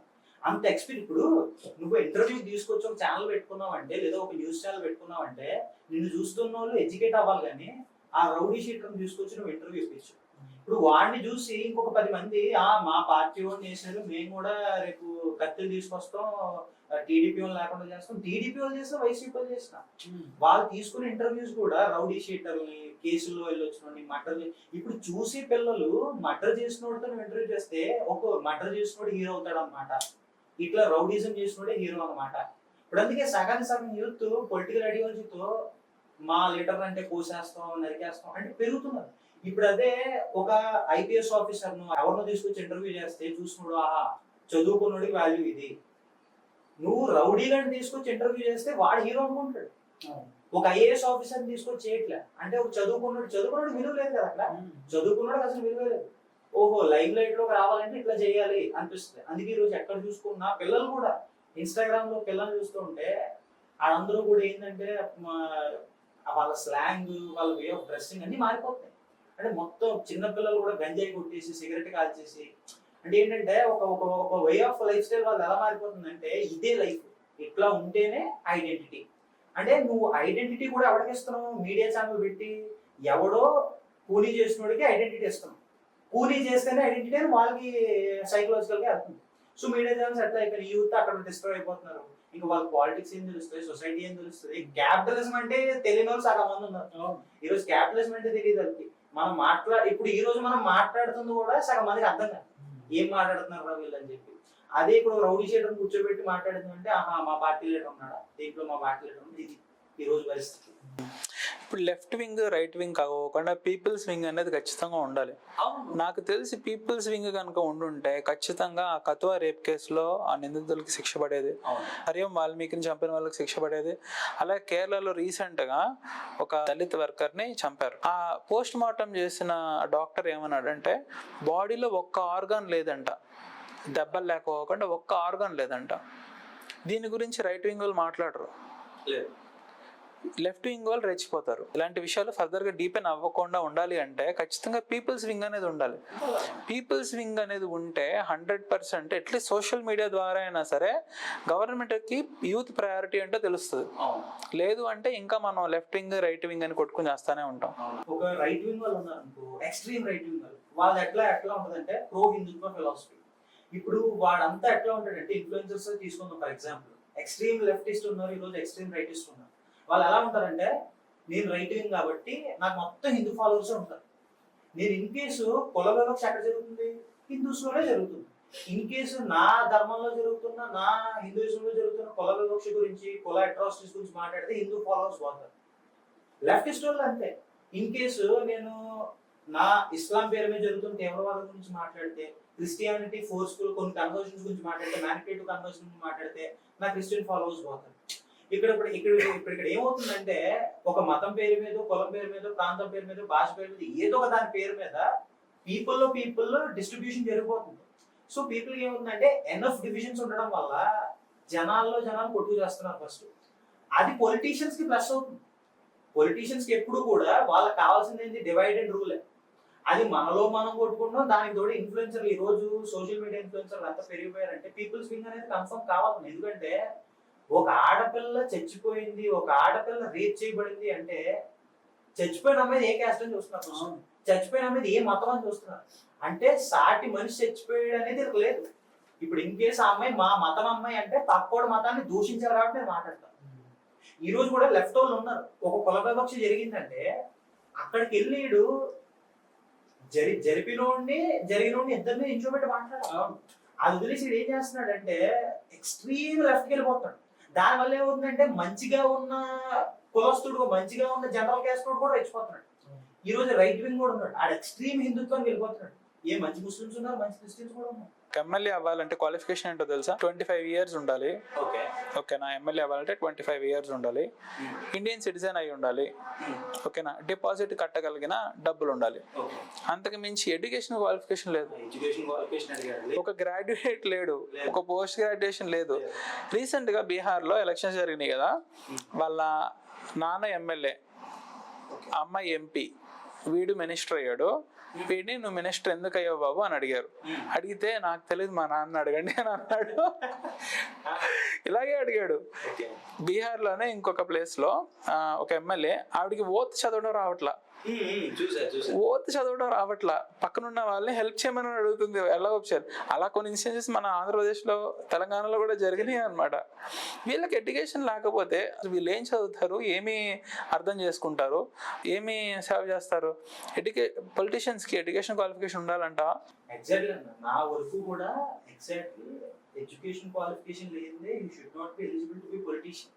ఎందుకంటే ఈరోజు ఒక వ్యక్తి ఉన్నాడు, 10 మందిలో రౌడీ షీటర్లా తిరిగాడు, తిరిగి ఒక గ్యాంగ్ చేర్చుకున్నాడు, ఒక క్యాస్ట్ పరంగానో రిలీజన్ పరంగానో ఓట్లు వేయించుకొని ఎమ్మెల్యే అయిపోయాడు. తర్వాత ఇప్పుడు అయిపోయాడు, ఓకే, తర్వాత వాడు చేసేది ఏంటి? వాడికి ఒక స్ట్రక్చర్ ఉండదు, ఒక ప్రాసెస్ ఉండదు, ఒక ప్రొసీజర్ తెలియదు, ఏం తెలియదు, సెటిల్మెంట్ చేసుకుంటాడు, డబ్బులు సంపాదిస్తాడు, సరే. ఇది ఈ రోజు ప్రజెంట్ ఇండియాలో జరిగే పాలిటిక్స్ ఇది. ఇప్పుడు ఇన్ కేసు అదే ఊర్లో అదే కాన్స్టిట్యుయెన్సీలో ఒక ఐఏఎస్ ఆఫీసర్ ఉన్నాడు, magistrate. He was a magistrate for the whole district. ఆ డిస్ట్రిక్ట్ లో ఉన్న చీమ గురించి కూడా అతను తెలుస్తుంది. ఎందుకంటే ఎలక్షన్ ఆఫీసర్ అతనే, మెజిస్ట్రేట్ అతనే, మొత్తం ట్రెజరీకి ఓనర్ అతనే, ఎలక్షన్ చూసుకుని అన్ని చూసుకునేది అతనే, A to Z. ఇప్పుడు అట్లాంటి వాడికి నువ్వు ఆ డిస్ట్రిక్ట్ లో నువ్వు పోస్టింగ్ ఇచ్చావంటే, ఎమ్మెల్యే కింద పోస్టింగ్ ఇచ్చావంటే, based on his degree he can take care of it. ఎందుకంటే డిస్ట్రిక్ట్ తెలుసు, మొత్తం డిస్ట్రిక్ట్ అంతా తెలుసు. పోనీ ఒక కాన్స్టిట్యుయెన్సీలో గంజాయి బాగా పెరిగిపోయింది, రౌడీయిజం బాగా పెరిగిపోయింది, మాఫియా బాగా పెరిగిపోయింది, అక్కడ ఐపీఎస్ ఆఫీసర్ని. ఎందుకంటే he was a police, he knows how to control law and order. ఇక్కడ ఎడ్యుకేషన్ కావాలి, ఇవి కావాలంటే ఇక్కడ ఐఏఎస్ ఆఫీసర్ని. ఇంకొక దగ్గర ఒక రిటైర్డ్ ఎడ్యుకేషన్ ఆఫీసర్ని. అంటే ఆల్రెడీ చదువుకొని సర్వీస్ చేసిన వాళ్ళు వేస్తే వాళ్ళ ఎక్స్పీరియన్స్ ఉంటుంది, వాళ్ళ ఎడ్యుకేషన్ ఉంటుంది, వాళ్ళ క్వాలిఫికేషన్ ఉంటుంది, వాళ్ళ ప్రాసెస్ ప్రొసీజర్ తెలుసున్న వాళ్ళు కాబట్టి వాళ్ళకి ఏ విధంగా హ్యాండిల్ చేయాలో తెలుసు. జస్ట్ 10 మందిలో తిరిగి నేను జస్ట్ ఒక రిలీజన్ పేరు మీద ఎమ్మెల్యే అయిపోయాను, రిలీజన్ కాపాడేశాడు, క్యాస్ట్ కాపాడేశాడు, రెండింటిని కాపాడేశాడు. తర్వాత రావాల్సింది ప్రజల దగ్గరికే కదా. వాళ్ళకి మినిమం బేసిక్. ఇప్పుడు ఉన్నదే డెమోక్రసీ అంటే people, for the people, by the people, of the people. జనానికి సేఫ్టీ లేదురా అంటే ఎక్కడో దేవుడు కాపాడేస్తాం, కులాన్ని కాపాడేస్తాం. ఉన్నది జనం కదా. నువ్వు ఓట్లు వేయించుకుంటే జనంతో, గెలుస్తుంది జనం వల్ల, దేశం నడుస్తుంది జనం వల్ల. ఆ జనానికి సేఫ్టీ లేదంట, కానీ ఇక్కడ మతాన్ని కులాన్ని కాపాడేస్తారంట. ఉన్న జనాన్ని కాపాడంటారు, ఫస్ట్ కాపాడు. చాలా మంది జనాలు కూడా దీనికి ఒప్పుకోరు. ఏ చదువుకుంటేనే ప్రజాసేవ చేయాలా, ఏ చదువుకుంటేనే వీళ్ళందరూ రాజకీయ నాయకులు అవుతారా అంటే, చదువుకుంటే తప్పేంటి? ఎగ్జాక్ట్లీ. ఇప్పుడు చదువుకున్న వాడు చదువుకోని వాడి కంటే ఎన్నో కొన్ని విషయాల్లో బెటర్ గానే ఉంటాడు, అట్లీస్ట్ వాడికి సొసైటీ గురించి ఏంటనేది తెలుస్తుంది. అలా అని చదువుకోలేదనుకో ఒక మనిషి ఖచ్చితంగా వీడు చదువుకున్నవాడు కంటే తెలివైన వాడు అవుతాడా? ఎట్లా అవుతాడు? ఈ విషయం అర్థం చేసుకోకుండా ఇప్పటివరకు అదే ఎడ్యుకేషన్ క్వాలిఫికేషన్ లేకపోకుండా జనాలందరూ ఇప్పటి కూడా పొలిటీషియన్ లో రాణిస్తున్నారు. ఈరోజు కూడా కొంతమంది సొసైటీలో తిరిగిన వాళ్ళు ఉంటారు, బాగా సంఘ సేవ చేసి, సోషల్ వెల్ఫేర్ చేసి, అట్లాంటి వాళ్ళకి. ఇప్పుడు కొంతమంది చదువుకోని వాళ్ళు చాలా మంది మంచి కరప్షన్ లేని కేసెస్ లో ఉన్న వాళ్ళు చాలా మంది ఉన్నారు. ఇప్పుడు రీసెంట్ గా తెలంగాణలో ఒక అతను ఉంటారన్న, అతని పేరు గుమ్మడి నరసయ్య. రీసెంట్ గా ఒక సినిమా కూడా రాబోతుంది. ఆయన మంచి అతను, ఆయన ఎమ్మెల్యే అయ్యిండు. అతను కూడా ఏంటంటే ఒక్క కరప్షన్ కేసు లేదు అతని మీద. అట్లాంటి వాళ్ళకి ఇవ్వండి పర్లే, అట్లాంటి వాళ్ళకి ఇచ్చినా మేము ఒప్పుకుంటాం. అతనిలో కప్పటం చూడలే, ఎందుకంటే ఇల్లు లేవు, ఆస్తులు లేవు, ఇంకా అప్పు ఉందంట అతను మొన్న చెప్తున్నాడు ఇంటర్వ్యూ ఇస్తుంటే. అట్లాంటి నీతికరమైన వాళ్ళకి ఇవ్వండి. జనాలు సొమ్ము తినట్లేదు కదా, అలాంటి వాళ్ళకి ఇచ్చినా పర్లే. పోనీ ఎక్స్పీరియన్స్ ఉండి చదువు ఉన్న వాళ్ళకి ఇవ్వండి. లేదు మేనేజ్మెంట్ క్రైటీరియా ఉన్న వాళ్ళకి ఇచ్చినా పర్లేదు. ఎందుకంటే కొంతమంది చాలా మంది గ్రౌండ్ వర్క్ చేసిన వాళ్ళు చాలా మంది ఉంటారు. వాడి లైఫ్ అంతా వాడు ప్రజల్లోనే తిరుగుతాడు. ఎందుకంటే వాడు ప్రజల్లో తిరిగాడు కూడా వాడికి ప్రజల సమస్యలు తెలుస్తాయి. ఒక హార్వర్డ్ లో చదువుకొని వచ్చినోడు కన్నా జనాల్లో తిరిగినోడు జనాల సమస్యలు ఇంకా ఎక్కువ తెలుస్తాయి. నువ్వు ఆలోచించి, ఇప్పుడు గుమ్మడి నరసయ్య గారు అయినా సరే ఓకేనా, లేకపోతే కమ్యూనిస్ట్ పార్టీ మెంబర్స్ అయినా సరే, ఒక బాగా డబ్బులున్న వాళ్ళు అయిపోయిన కమ్యూనిస్టులు ఎవరు పేర్లు చెప్పి చూద్దాం. ఎవరు లేరు. వాళ్ళు ఎందుకు సంపాదించుకోలేకపోయారు? వాళ్ళ డబ్బులన్నీ వాళ్ళ దగ్గరకు వచ్చినా సరే ఎవరు ఖర్చు పెట్టారు? సొసైటీ కోసమే కదా ఖర్చు పెట్టింది. అయినా సరే కమ్యూనిజం భావజాలం తప్పు అంటారండి. తప్పు ఎక్స్ట్రీమ్ లెవెల్లో తప్పై ఉండొచ్చు, కాకపోతే కమ్యూనిస్ట్ భావజాలం ఇప్పుడు నీడ్ ఆఫ్ ద అవర్ అనిపిస్తుంది. నాకు ఎందుకు అనిపిస్తుంది అంటే, ఇప్పుడు ఒక మనిషి ఉన్నాడు, వాడు ఇప్పటి నుంచి ఒక 20 years అంటే ఈ టైంలో వాడు ఎదుగుతాడు, వాడు చదువుకుంటాడు, వాడు ఉండటానికి ఇవి వాడి కమ్యూనిజంలో వాడిని పెంచితే, అది కమ్యూనిస్ట్ ఫిలాసఫీతో వాడు పెంచితే దాని తర్వాత వాడు గుడ్ క్యాపిటలిస్ట్ అవుతాడు. ఎందుకు అని అంటే ఇప్పుడు ఈ టైంలో వాడు ఈక్వాలిటీ ఎంత ఇంపార్టెంట్, వాడికి ఆపర్చునిటీ వచ్చిందో లేదో అని చూస్తాడు. రేపొద్దున వాడు మంచి క్యాపిటలిస్ట్ అవుతాడు 20 years తర్వాత, వాడు గ్రాడ్యుయేట్ అయిన తర్వాత. వాడిని బతకమని చెప్పండి, లైఫ్ లాంగ్ వాడిని మీరు సహాయం చేయాల్సిన అవసరంలా. కానీ ఫస్ట్ 20 years వాడికి 100% స్టేట్ సహాయం చేసింది అనుకోండి, వాడు ఉండటానికి ఇల్లు కానీ, తినడానికి తిండి కానీ, వాడికి బట్టలు కానీ, లేకపోతే వాడు చదువుకోవడానికి విద్య కానీ ఏర్పడితే 100% వాడు నెక్స్ట్ దాన్ని అర్థం చేసుకుని దాన్ని ప్రోగ్రెస్ అవుతాడు. ఒకవేళ లేదు, చిన్నప్పటి నుంచి అంటే అసలు వాడు డెవలప్ అవ్వడు. ఇప్పుడు ఎంతమంది డెవలప్ అవుతున్నారు, ఎంతమంది గవర్నమెంట్ స్కూల్స్ లో ఉన్న వాళ్ళు పెద్ద అయిన తర్వాత డాక్టర్లు, ఇంజనీర్లు అవుతున్నారు. వాళ్ళు సేమ్ అదే పవర్టీలో, అదే లూప్ లో కన్సవుతున్నారు కదా. ఇది ఒక రకంగా గవర్నమెంట్ ఫెయిల్యూరే కదా. సోషలిజం ఇప్పటికైనా మన వాళ్ళు అర్థం చేసుకుని సోషలిస్ట్ ప్రిన్సిపల్స్ అడాప్ట్ చేసుకుంటే తప్ప మనం మారే స్థితిలో అయితే నాకైతే కనిపించట్లా. అందులోకి కూడా కమ్యూనిజం లో కూడా every ideology comes out of a way, దాంట్లో కూడా ఒక పాజిటివ్ యాంగిల్ అనేది ఉంటుంది. ఇప్పుడు కమ్యూనిజం తెలుసుకొని పెరగండి అంటే ఏంటి జోహార్ అనుకుంటూ ఎర్ర జెండా కట్టేసుకొని నక్సల్స్ అయిపోవడం చెప్పట్లే. సోషల్ వెల్ఫేర్ గురించి ఆలోచించండి, సోషల్ జస్టిస్ గురించి ఆలోచించి పెరగండి అని చెప్తున్నా. ఇప్పుడు కమ్యూనిజం తో పెరగమంటే నిన్ను ఒక నక్సల్వాది అయిపోమని కాదు. ఏ భావంతో పెరగాలి? చదువుకొని నా ఊర్లో 10 మంది పేద పిల్లలు కూడా నాతో పాటు ఎందుకు చదువుకోలేకపోతారని క్వశ్చన్ చేయమంటున్నాం. అది అసలు కమ్యూనిజం. అది మీరు పెంచుకోవాలి. అది వెల్ అండ్ గుడ్. అది ఎప్పుడు కూడా సొసైటీలో ఉంటూనే ఉండాలి. కంప్లీట్ కమ్యూనిజం తీసేయండి ఉండాలి, కన్ఫర్మ్ ఉండాలి. లేదంటే ఎందుకంటే there should be a balance in society. ఇట్లా క్రోనిక్ క్యాపిటలిజం చేసి ఒక్కడే ఫ్యాక్టరీలు కట్టుకొని ఒక్కడే బిజినెస్ చేసుకొని కిందోని తొక్కేస్తూ వాడు ఎక్కేస్తూ ఉంటే కిందోళ్ళు అడగకూడదు. అడిగిన ప్రతి ఒక్కడు అర్బన్ నక్సల్, అడిగిన ప్రతి ఒక్కడు నక్సలైట్ అని చెప్పి నక్సలైట్ అయిపోయినోడిది తప్పే. కానీ దాన్ని ప్రశ్నించిన వాళ్ళు కూడా తప్పే. ప్రశ్నించినోడు కూడా నక్సలైట్ అంటారు, ప్రశ్నించినోడు కూడా యాంటీ నేషనల్ అంటారు. అదెక్కడ ఇప్పుడు ఆరావెలిస్ మనం ఎగ్జాంపుల్ తీసుకుంటే, ఆరావెలిస్ అదానిదా? ఆరావెలిస్ మీది, నాది, అందరిది కదా, ఈ దేశానిది.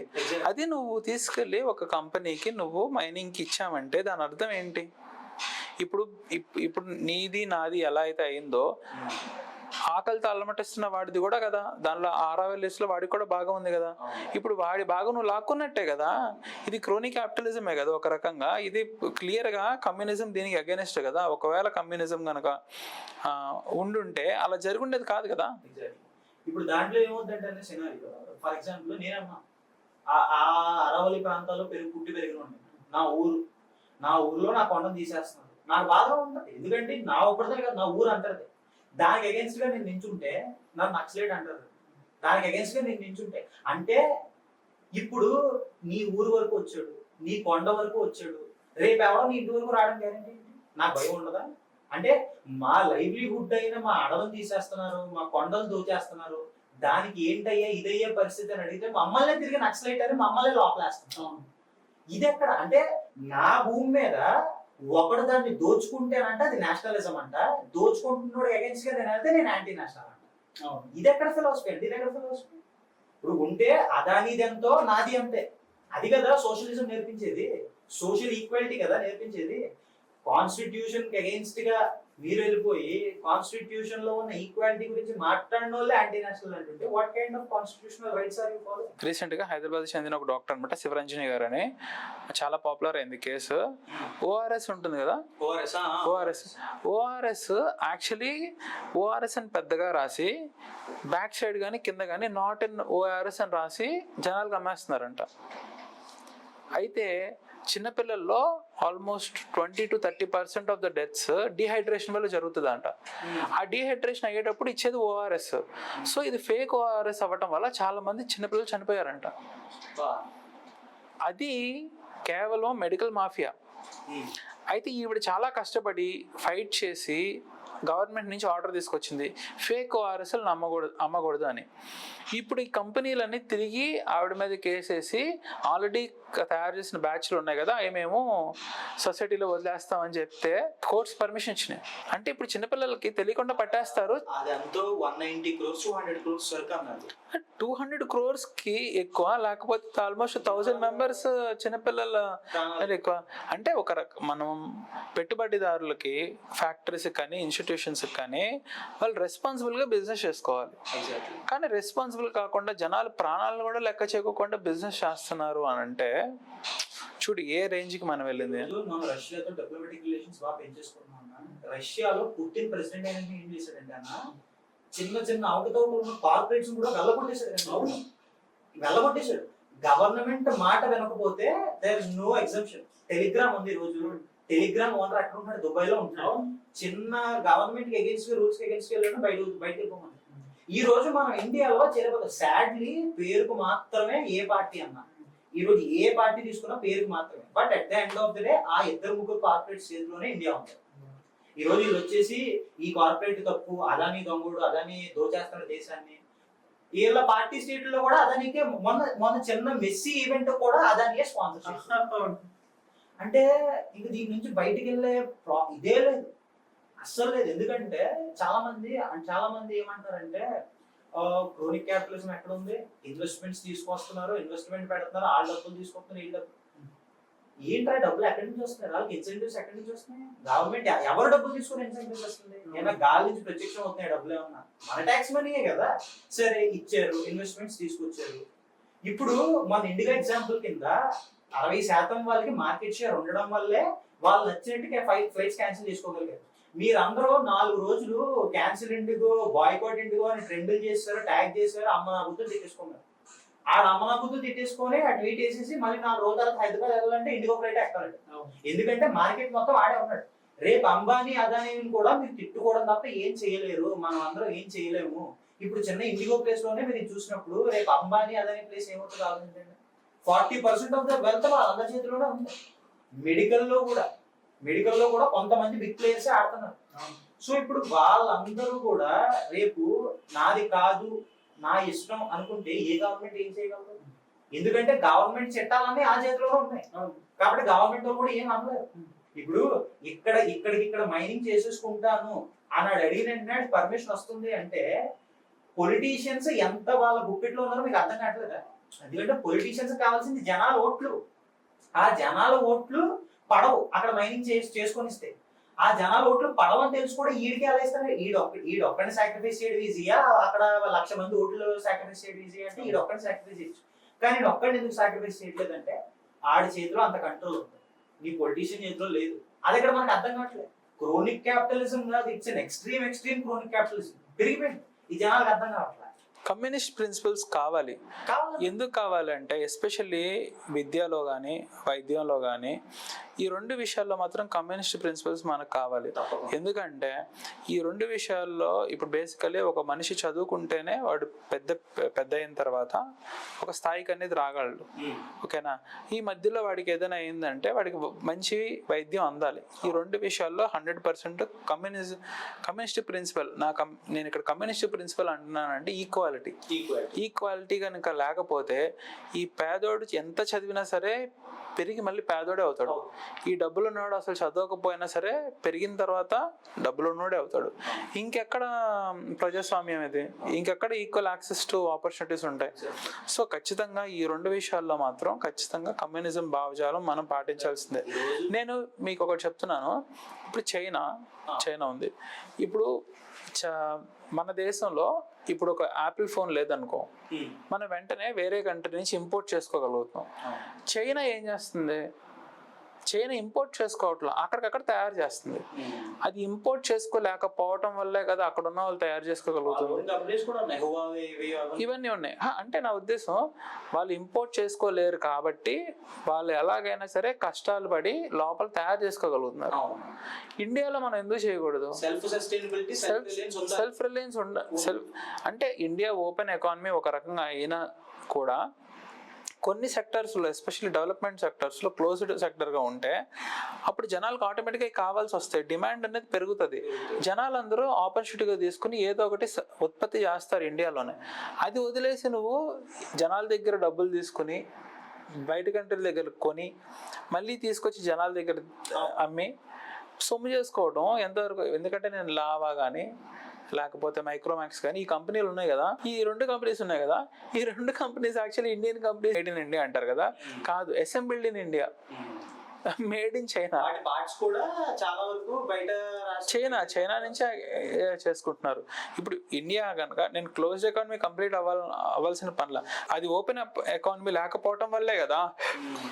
ఇప్పుడు చైనాకి ఆ వసతి లేకపోవడం వల్లే కదా వాళ్ళు ఉత్పత్తి చేసుకోగలిగారు. ఇప్పుడు మనకు కూడా అలాంటి సిచ్యువేషన్లోకి వచ్చాం. మనం కూడా మేక్ ఇన్ ఇండియా అవ్వాలి అంటే ఫస్ట్ నువ్వు ఇంపోర్ట్ చేసుకోవడం ఆపేయాలి. అప్పుడు జనాలు ఎక్కడికి ప్రిపేర్ చేస్తారు. ఈ పబ్లిక్ ఎడ్యుకేషన్ మీద నేను ఎందుకు అంటున్నాను అంటే, రీసెంట్గానే మన పిఠాపురంలో ఇన్సిడెంట్ ఒకటి జరిగింది.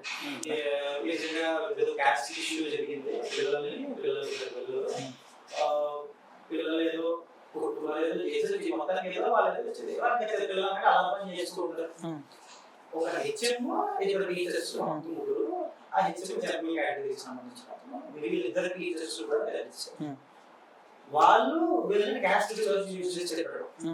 ఇప్పుడు 10 మంది పిల్లల్లో వాడు ఉన్నాడంటే వాడు ఆటోమేటిక్ గా వాడికి తెలియదు, ఆ విషయం వాడికి తెలియదు.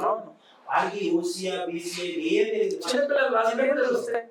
దాంట్లో ఆ టీచర్ కూర్చొని వీళ్ళందరూ ఒకటి నువ్వు ఒకటి అని డిఫరెన్స్ చూపించినప్పుడు వాడికి ఎలా ఉంటారంటే పెరుగుతూ ఉండే కొద్దీ వాళ్ళకి ఇన్ఫీరియారిటీ కాంప్లెక్స్ వచ్చేస్తుంది. ఉన్న సిస్టమ్ ని హేట్ చేయడం మొదలు పెడతారు. ఇప్పుడు నేను ఏమడుగుతున్నానంటే, ఇప్పుడు majority of the intermediate colleges విజయవాడలో ఉన్నాయి అనుకుందాం, మంచి కాలేజెస్ విజయవాడలో ఉన్నాయి అనుకుందాం. ఇప్పుడు విజయవాడ నుంచి ఒక 20 కిలోమీటర్స్కి వెళ్తే కంకిపాడు అనే ప్లేస్ ఉంది. కంకిపాడులో ఎక్కువ మంచి కాలేజెస్ లేవు. ఇంకా కొంచెం అవతలకి వెళ్తే అక్కడ ఇంకేదైనా విలేజ్ ఉంది, అక్కడ కూడా మంచి కాలేజెస్ లేవనుకో. ఇప్పుడు విజయవాడలో ఉన్నవాడు ఎక్కువ బెనిఫిట్ పొందుతాడా, లేకపోతే ఆ మారుమూల గ్రామంలో ఉన్నవాడు ఎక్కువ బెనిఫిట్ పొందుతాడా? విజయవాడలో ఉన్నాడు. ఇప్పుడు మరి కాలేజెస్ అన్ని ఇక్కడ కాన్సన్ట్రేట్ అవ్వడం వల్ల విజయవాడకి ఎక్కువ సీట్స్ వచ్చే ఛాన్స్ ఉందా, లేకపోతే ఆ మారుమూల గ్రామంలో ఉన్నట్టు? అంటే ఇది అన్యాయమే కదా, అంటే ఇది అసమానత్వమే కదా. ఇది మనం ఎట్లా ట్యాకిల్ చేస్తాం? డబ్బులు అంటే ఇప్పుడు వాడు డబ్బులు ఖర్చు పెట్టి ఇక్కడ హాస్టల్లో ఉండాలి. ఈ డబ్బులు ఖర్చు పెట్టుకోకుండా హాస్టల్లో ఉండకపోతే వీడికి పనులన్నీ జరుగుతున్నాయి. వీడికి ఒకవేళ అనారోగ్యం అయింది అనుకో, వీడు ఇక్కడే ఉండాల్సి వస్తుంది. అవునా? వాడి అక్కడికి వెళ్తే మళ్ళీ చదువుకోవడానికి దెబ్బ పడుతుంది కదా. సో ఈ ప్రాబ్లమ్ నువ్వు ఎట్లా ఐడెంటిఫై చేస్తావు? Public education is the only way. ఇప్పుడు పబ్లిక్ ఎడ్యుకేషన్ ఇంకొకటి ఏంటంటే, ఒక దేశంలో ఉన్న పౌరుల్ని ఎంపవర్ చేయడానికి గవర్నమెంట్స్ ఉన్నది, దానికి డబ్బులు తీసుకోవడం ఏంటి? దానికి ప్రైవేట్ ఇచ్చి ఒక రకంగా దానికి డబ్బులు తీసుకోవడం ఏంటి, దానికి ప్రైవేట్ చేయడం ఏంటి? సో కంప్లీట్ పబ్లిక్ ఎడ్యుకేషన్ జరగాలి. గవర్నమెంట్ సెక్టర్ ఇన్స్టిట్యూట్స్ మాత్రమే ఉంటే అప్పుడు గవర్నమెంట్ చచ్చినట్టు ప్రతి ప్లేస్లో మంచి ఫ్యాకల్టీ పెట్టడానికి ట్రై చేస్తుంది. గవర్నమెంట్ చచ్చినట్టు మంచి ఎడ్యుకేషన్ ఇన్స్టిట్యూషన్స్ ఓపెన్ చేస్తుంది. అలా కాకుండా ప్రైవేట్ వాళ్ళకి నువ్వు కట్టబెట్టావంటే, ప్రైవేట్ చేస్తే అప్పుడు ఆటోమేటిక్గా వాళ్ళు గవర్నమెంట్ ఇండియాలో ఎలా అయితే జరిగిందో అలా ప్రైవేట్లో ఉన్న ఇన్స్టిట్యూషన్స్ని శాసిస్తారు వాళ్ళు. నేను 10th క్లాస్ రాసేటప్పుడు అనమాట, నాకు బాగా గుర్తు, స్టేట్ ఫస్ట్ ఎవరు వస్తారు అనే ఒక డిస్కషన్ జరిగేది అనమాట. ఒక పొలిటీషియన్స్కి ఒక పొలిటీషియన్ దగ్గర ఒక స్కూల్ ఉండేది.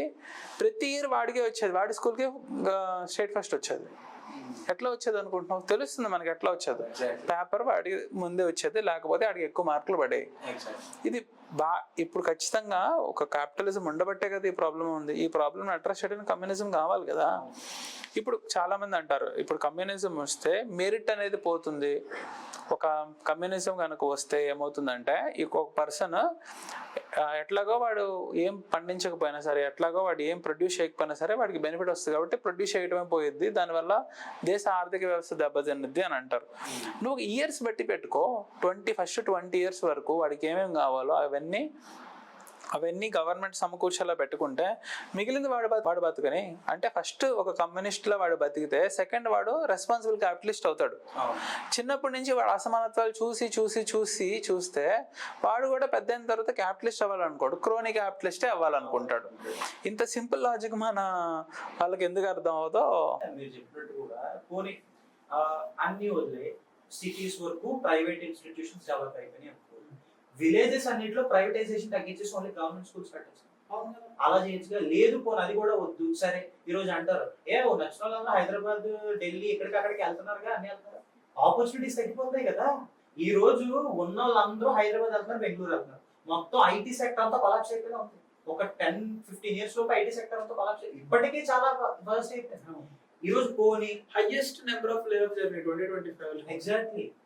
నెక్స్ట్ లే ఆఫ్స్ జరిగిపోతున్నాయి, బాగా ఇది పెరిగిపోతుంది. జనానికి జాబ్స్ కి ఉన్న జాబ్ కౌంట్ కి జనానికి సంబంధం లేదు. పోనీ వాడు కష్టపడి సొప్పో చేసి ప్రైవేటైజేషన్ ఎక్కడ ఉందో అక్కడ ప్రైవేట్ సెక్టర్స్ ఎక్కడ ఉన్నాయో ఆ ఊరు వెళ్ళి చదువుకున్నాడు. జాబ్ లేకుండా జాబ్ లేవు కదా, వాడు అంత సొప్పో చేసుకొని ఇక్కడ లేదని అక్కడికి వెళ్ళి చదువుకున్నాడు. అక్కడికి వెళ్ళి చదువుకున్నందుకు కూడా అంత అనారోగ్యంలో ఉండి ఆ హాస్టల్ ఫుడ్ పడట్లేదు చాలా మంది, కడుపు నొప్పులు వచ్చేసి. నాకు అర్థం అవ్వదు youths obsession with software jobs, నాకు అర్థం అవ్వదు. ఇప్పుడు ఏంటి, యూత్ చదువుకుంటే సాఫ్ట్వేర్ ఉద్యోగం మాత్రమే చేయాలి, లేకపోతే చదువుకుంటే గవర్నమెంట్ ఉద్యోగం మాత్రమే చేయాలి. ఇది ఎక్కడ రుచిరా నాయన? అలాంటి ఏదైనా కంట్రీ సర్వైవ్ అవ్వగలదా? నీకు ఖచ్చితంగా సాఫ్ట్వేర్ ఉద్యోగం రావాలంటే కుదరదు. స్మాల్ స్కేల్ ఇండస్ట్రీస్ ఇందుకే పెంచాలి. ఇప్పుడు ఫర్ ఎగ్జాంపుల్ నువ్వు ఉన్నావు Pawan, for example let's say మీ రోడ్లో ఒక షాప్ పెట్టుకున్నావు అనుకుందాం, ఓకేనా? మీ రోడ్డు పక్కన కూడా షాప్స్ ఏమీ లేవు, అక్కడ కూడా నువ్వు పెట్టుకోవాలని అనుకుంటావు, ఓకేనా? ఇప్పుడు నీ బదులు వేరే వాడు పెట్టుకున్నాడు అనుకో, అడిగి ఉద్యోగం వచ్చిద్దిగా, వచ్చిన తర్వాత స్మాల్ స్కేల్ ఇండస్ట్రీస్ వల్ల ఉపయోగం ఇదే. ఇప్పుడు నువ్వు అక్కడే పెట్టుకుని నువ్వు నీ పక్కన షాప్లో కూడా నీ పక్కన వీధిలో కూడా నువ్వే పెట్టుకున్నావు అనుకో, ఒక రకంగా నువ్వు అక్కడ మొనోపలి తయారు చేస్తున్నట్టే కదా. ఇప్పుడు అంబానీస్ కానీ అదానీస్ కానీ హైయెస్ట్ నెంబర్ ఆఫ్ కార్పొరేట్స్ కానీ చేస్తుంది అదే కదా ఇండియాలో. దీనివల్ల నీకు అన్ఎంప్లాయ్మెంట్ రేట్ పెరుగుతుంది కానీ ఎలా తగ్గుద్ది? ఇప్పుడు మనం చూసుకుంటే రాడికలైజ్ అయిపోతుంది ఇండియన్ యూత్, రాడికలైజ్ అయిపోతుందని ప్రతి ఒక్కరు మాట్లాడుతున్నారు. వాళ్ళకి ఉద్యోగాలు లేక రాడికలైజ్ అవుతున్నారా అంటున్నా నేను. ఎందుకంటే ఇప్పుడు వాడికి అలాంటి ఐడియాస్ వచ్చినా సరే ఆడికి ఉద్యోగం ఉందనుకో, ఆడికి ఉద్యోగం చూసుకుంటాడు. ఆడికి టైం ఉండబట్టే కదా, ఖాళీగా ఉన్నోడే కదా ఇట్లాంటి పనులు చేసేది. బంగ్లాదేశ్ లో హిందూస్ ఎట్లా చేశారు ఒక దుబాయ్లో ఎందుకు జరగట్లేదు? ఒక దుబాయ్లో ఇప్పుడు దుబాయ్లో కూడా ముస్లిమ్స్ ఉన్నారు. ముస్లిమ్స్ అందరినీ జనరలైజ్ చేయట్లే, తప్పుడు ముస్లిమ్స్ ఉన్నారు. నేను తొడగొట్టి 100% ఉన్నారు రాడికలైజ్ అయిపోయినారు. దుబాయ్ లో చూడలేదు ఎట్లాంటి ఇన్సిడెంట్స్, ఎక్స్ట్రీమిజం, టెర్రరిజం. ఎందుకంటే అక్కడ ప్రతి ఒక్కరు కూడా వర్క్ అవ్వాలి, జాబ్స్ ఉన్నాయి. ఈ రోజు కాంట్రవర్సీకి దిగే అందరూ కూడా ఖాళీగా ఉన్న వాళ్ళు, లైమ్ లైట్ లోకి రావాలి, ఏదో చేయాలి, ఎక్స్ట్రీమిజం చేయాలి, కెమెరా ముందుకు రావాలి, అది చేయాలి, ఇది చేయాలి. సో ఇప్పుడు ఖాళీగా ఉన్నోడికి ఇట్లాంటి థాట్స్ అన్నీ వస్తాయి. పిల్లలు ఉన్నారు, బాధ్యతలు ఉన్నాయి, అప్పులు ఉన్నాయి, తీర్చుకోవాలి, ఉద్యోగం చేయాలి. ఇంత ప్రెషర్ ఉన్నోడికి అదంతా వదిలేండి అన్న, కూర్చొని తిరిగి ఒక 4 రీల్స్ చూడడం కూడా టైం ఉంది. అవును, ఇప్పుడు ఎక్కడన్నా సరే ఈ బిల్ గేట్స్ వీళ్ళందరూ కూర్చొని కాసేపు ఒక అరగంట కూర్చొని రీల్స్ చూద్దాం ఉండదా? ఎలోన్ మస్క్ ఉన్నాడు, హీస్ ఆల్సో క్యాపిటలిస్ట్. ఏం చేస్తాడు? అతను ఆస్తులన్నీ షేర్స్ లో ఉన్నాయి. అదే ఫ్యాక్టరీలో పడుకుంటాడు, మళ్ళీ లేస్తాడు, పని చేస్తాడు, వీక్ లో ఖాళీగా ఉన్నాడు. చెప్తున్నా అంటే ఎందుకంటే టైం ఉంటది, దాన్ని మనం యూటిలైజ్ చేసుకొని మనకు ఆపర్చునిటీస్ ఉన్నట్లు యూటిలైజ్ చేసుకునే ఆపర్చునిటీస్ ఇక్కడ గవర్నమెంట్ ప్రొవైడ్ చేస్తుందంటే చేయట్లేదు. దానికి అనుగుణంగా పాలసీస్ తీసుకురావాలి కదా. స్మాల్ స్కేల్ ఇండస్ట్రీని డెవలప్ చేయడానికి వీళ్ళ దగ్గర ఏం చేస్తుంది, మళ్ళీ జనాలందరూ అనుకోవచ్చు ఇప్పుడు అమెరికా కానీ యూరోప్ కానీ చైనా కానీ అంటే చైనాలో maximum number of employment generate చేసేది స్మాల్ స్కేల్ ఇండస్ట్రీస్. యువావే కానీ లేకపోతే మిగిలిన కంపెనీస్ కాదు, స్మాల్ స్కేల్ ఇండస్ట్రీస్ లేకపోతే అసలు ఇంపాసిబుల్. ఎందుకంటే ఒక పెద్ద కంపెనీ రిలయన్స్ లాంటి ఒక పెద్ద కంపెనీ చూసుకుంటే అది 1,00,000 మంది ఉద్యోగం ఇచ్చే సెక్టార్లో కేవలం 10,000 మందితోనే నడుపుద్ది, ఎందుకంటే వాటి ప్రాఫిటబిలిటీ ఎక్కువ అవుతుంది కాబట్టి. కానీ స్మాల్ స్కేల్ ఇండస్ట్రీస్ 1,00,000 మందికి ఉద్యోగం దొరుకుద్ది, కానీ గవర్నమెంట్ అసలు ఆ పాలసీసే తీసుకోవట్లా. దానివల్ల ఇండైరెక్ట్ గా నష్టపోయేది యూత్. దేశం ఇప్పుడు ఎడ్యుకేటెడ్ పీపుల్ ఎవరు ఎక్స్ట్రీమిస్ట్ అవ్వరా అంటే మన రీసెంట్గా ఢిల్లీ బాంబ్ బ్లాస్ట్ చూస్తాం. అది ఎవరు అంటే డాక్టర్స్, ఎడ్యుకేటెడ్. కానీ పాయింట్ టు ద నెంబర్ ఎప్పుడు తీసుకోవాలి. మెజారిటీ అందరూ ఎడ్యుకేటెడ్ అయిన వాళ్ళే రాడికలైజ్ అవుతున్నారా? లేదు. మెజారిటీ అందరూ ఎక్స్ట్రీమిస్ట్లే అవుతున్నారంటే లేదు. మెజారిటీ అందరూ నక్సలైట్లే అవుతున్నారంటే లేదు. అందరూ కూడా మాక్సిమం అవకాశాలు లేక, అవకాశాలు దొరక్క, సొసైటీలో అంట్రెస్ట్ వచ్చి, ఈ పొలిటికల్ అంట్రెస్ట్ వల్ల చాలా మంది ఎట్లా అయిపోతున్నారు. సో నేనేమంటానంటే ఎడ్యుకేటెడ్ లో ఉన్న వాళ్ళు కూడా రాడికలైజ్ అవుతున్నారు. ఇప్పుడు చదువుకున్నోడే కులం పేరుతో మర్డర్ చేసినోడు ఉన్నాడు, చదువుకున్నోడే టెర్రరిజం చేసినోడు ఉన్నాడు, చదువుకున్న వాళ్ళలోనూ ఉన్నారు, కాకపోతే చదువు లేని వాళ్ళనే ఎక్కువ రాడికలైజ్ అయ్యే అవకాశం ఉందని చెప్తున్నాను. ఇప్పుడు నేను చదువుకున్న ముస్లిమ్స్ చాలా మంది ఉన్నారు. Abdul Kalam was educated person. మన రీసెంట్ గా ఎవరు ఒక ఆర్మీ ఆఫీసర్ ఎవరు ఎన్కౌంటర్ లో చనిపోయారని విన్నా అన్నా. He was also Muslim officer. ఇప్పుడు అతను కూడా సోఫియా ఖురేషి అది కూడా ఆవిడ Muslim woman. Muslim communities general గా ఉమెన్ ని ఎడ్యుకేట్ చేయడానికి వాళ్ళు అంతగా ఎంకరేజ్ చేయరు. Sophia Qureshi is a woman. ఆవిడ very proud woman, proud Indian army officer. Sindhu జరిగినప్పుడు కూడా ఎగ్జాక్ట్లీ వాళ్ళు మంచి మెసేజ్ తీసుకొచ్చారు. ఎందుకంటే వాళ్ళు హిందూ ముస్లిం అని అడిగి చంపేశారని చెప్పి ఒక ఏదైతే తీసుకొచ్చారో సోఫియా ఖురేషి గారిని కావాలని కూర్చోబెట్టారు. ఆ పక్కన ఉన్న ఆవిడ హిందూ, ఈవిడ ముస్లిం. మేము ఇట్లానే కలిసి ఉంటది ఇండియా అని చూపించడానికి వాళ్ళు అక్కడ పిక్టోరికల్ గా అక్కడ కూర్చోబెట్టారు. వాళ్ళ హస్బెండ్ ఇంకా వాళ్ళ ఫాదర్ కూడా యాక్చువల్లీ ఆర్మీలోనే ఉన్నారంట. Yeah, his father was army officer. ఇది జనాలు అర్థం చేసుకోక హిందూ ముస్లిం ఇప్పుడు ఏ పార్టీ వచ్చినా, ఇప్పుడు కాంగ్రెస్ యూజెస్ ముస్లిం ఓట్ బ్యాంక్, అది అందరికీ తెలుసు. BJP has Hindu vote bank. నేను ఇక్కడ ఏమంటున్నానంటే, అక్కడెక్కడో ఎక్స్ట్రీమిజం జరిగితే ఎక్కడున్న మంచోళ్ళు కొట్టుకోకూడదు, ఎక్కడున్న మంచోళ్ళ మధ్యలో ఇంటర్నల్ అంట్రెస్ట్ రాకూడదు అంట. వాడు తప్పుడే, వాడు చేసిన తప్పే. వాడు చేసిన తప్పని ఇక్కడున్న ముస్లిం చెప్పకపోయినా వాడిది తప్పే, నువ్వు వాడు మాట్లాడటం అని. కానీ అట్లా ఇక్కడున్న ముస్లిం, ఇక్కడున్న హిందువు, అక్కడెక్కడో క్యాస్ట్ డిస్క్రిమినేషన్ జరిగింది, నా పక్కన ఉన్న హిందూ ఫ్రెండ్ క్యాస్ట్ డిస్క్రిమినేషన్ జరిగిందని చెప్పడం నాకు నచ్చదు. వాడితో ఫ్రెండ్షిప్ కట్ చేసుకో. కానీ అట్లా అక్కడెవడో హిందూ తప్పు చేశాడని ఇక్కడ హిందూని తిట్టడం, అక్కడెవడో ముస్లిం తప్పు చేశాడని ఇక్కడ ముస్లిం తిట్టడం, that's not at all good. So నేను ఇక్కడ ఏమంటానంటే, ఇంటర్నల్ అంట్రెస్ట్ వద్దు. పోనీ ఇంటర్నల్ అంట్రెస్ట్ అంతకి ఎక్కువైపోతుంది అని చూసుకుంటే ఆపర్చునిటీస్ కొన్ని దగ్గరలో ఉన్నాయి, వాటిని యూటిలైజ్ చేసుకోవాలి. గవర్నమెంట్ ని కలిపి అడగండి. ఇప్పుడు నువ్వు నేను కొట్టుకుంటున్నావు, ఒక పాయింట్ ఆఫ్ వరకు కొట్టేసుకున్నావు, అయిపోయింది, గొడవ అయిపోయింది. ఇద్దరికి జాబ్ రావాలంటే గవర్నమెంట్ ఇవ్వాలి, అక్కడ గవర్నమెంట్ అవకాశాలు కల్పించాలి. సో అడిగేటప్పుడన్నా కలిసి అడగంటారా? అడిగేటప్పుడు కూడా ఇప్పుడు ఎంతమంది యూత్ హిందూ ముస్లిం వచ్చి కలిపి అడిగిన రోజులు ఎక్కడ ఉన్నాయో లేవు. రోజు ఏదో ఒక హిందూ ముస్లిం గొడవ, రోజు ఏదో ఒక క్యాస్ట్ గొడవ. We are engaged with that. So ఎన్ని డివిజన్స్ ఉన్నాయంటే ఆ డివిజన్స్ లో కొట్టుకొని ఆ బిజీలో వెనకాల దేశాన్ని కొంతమంది తీసుకొని అమ్మేస్తున్నారు. అది మనకు కనిపించట్లేదు. రీసెంట్ గా ఒక హిందూ పర్సన్ మాబ్ లించింగ్ జరిగింది కదా బంగ్లాదేశ్ లో. అవునండి. దాని మీద మీ స్టాండ్ ఏంటి? ఇండియా ఎలా రియాక్ట్ అవ్వాలని మీరు అనుకుంటున్నారు? యాక్చువల్గా నా వరకు ఈరోజు హిందూస్ ఉన్న ఒకటే దేశం భారతదేశం. ఈ ఇండియా దాటి ఇంకా వాళ్ళకి ఏ దేశం లేదు. సో నేనేమంటానంటే, ఈరోజు అదే బోర్డర్ ద్వారా, వెస్ట్ బెంగాల్ బోర్డర్ నుండి ఇలీగల్ గా ముస్లిమ్స్ చాలా మంది, రోహింగ్యా ముస్లిమ్స్ ఇలీగల్ గా తరలి వస్తున్నారు అని చెప్తారు. అదే బోర్డర్స్ ఇంకా కొంచెం ఓపెన్ చేసి ఉన్న హిందూస్ మైనారిటీ హిందూస్ కి ఇక్కడ చోటు ఇచ్చేలా చేయండి, ఇక్కడికి ఎలా చేయండి. రోజు బీజేపీ ప్రో హిందూ పార్టీయే ఉంది, ఆ పార్టీయే రూలింగ్ లో ఉంది.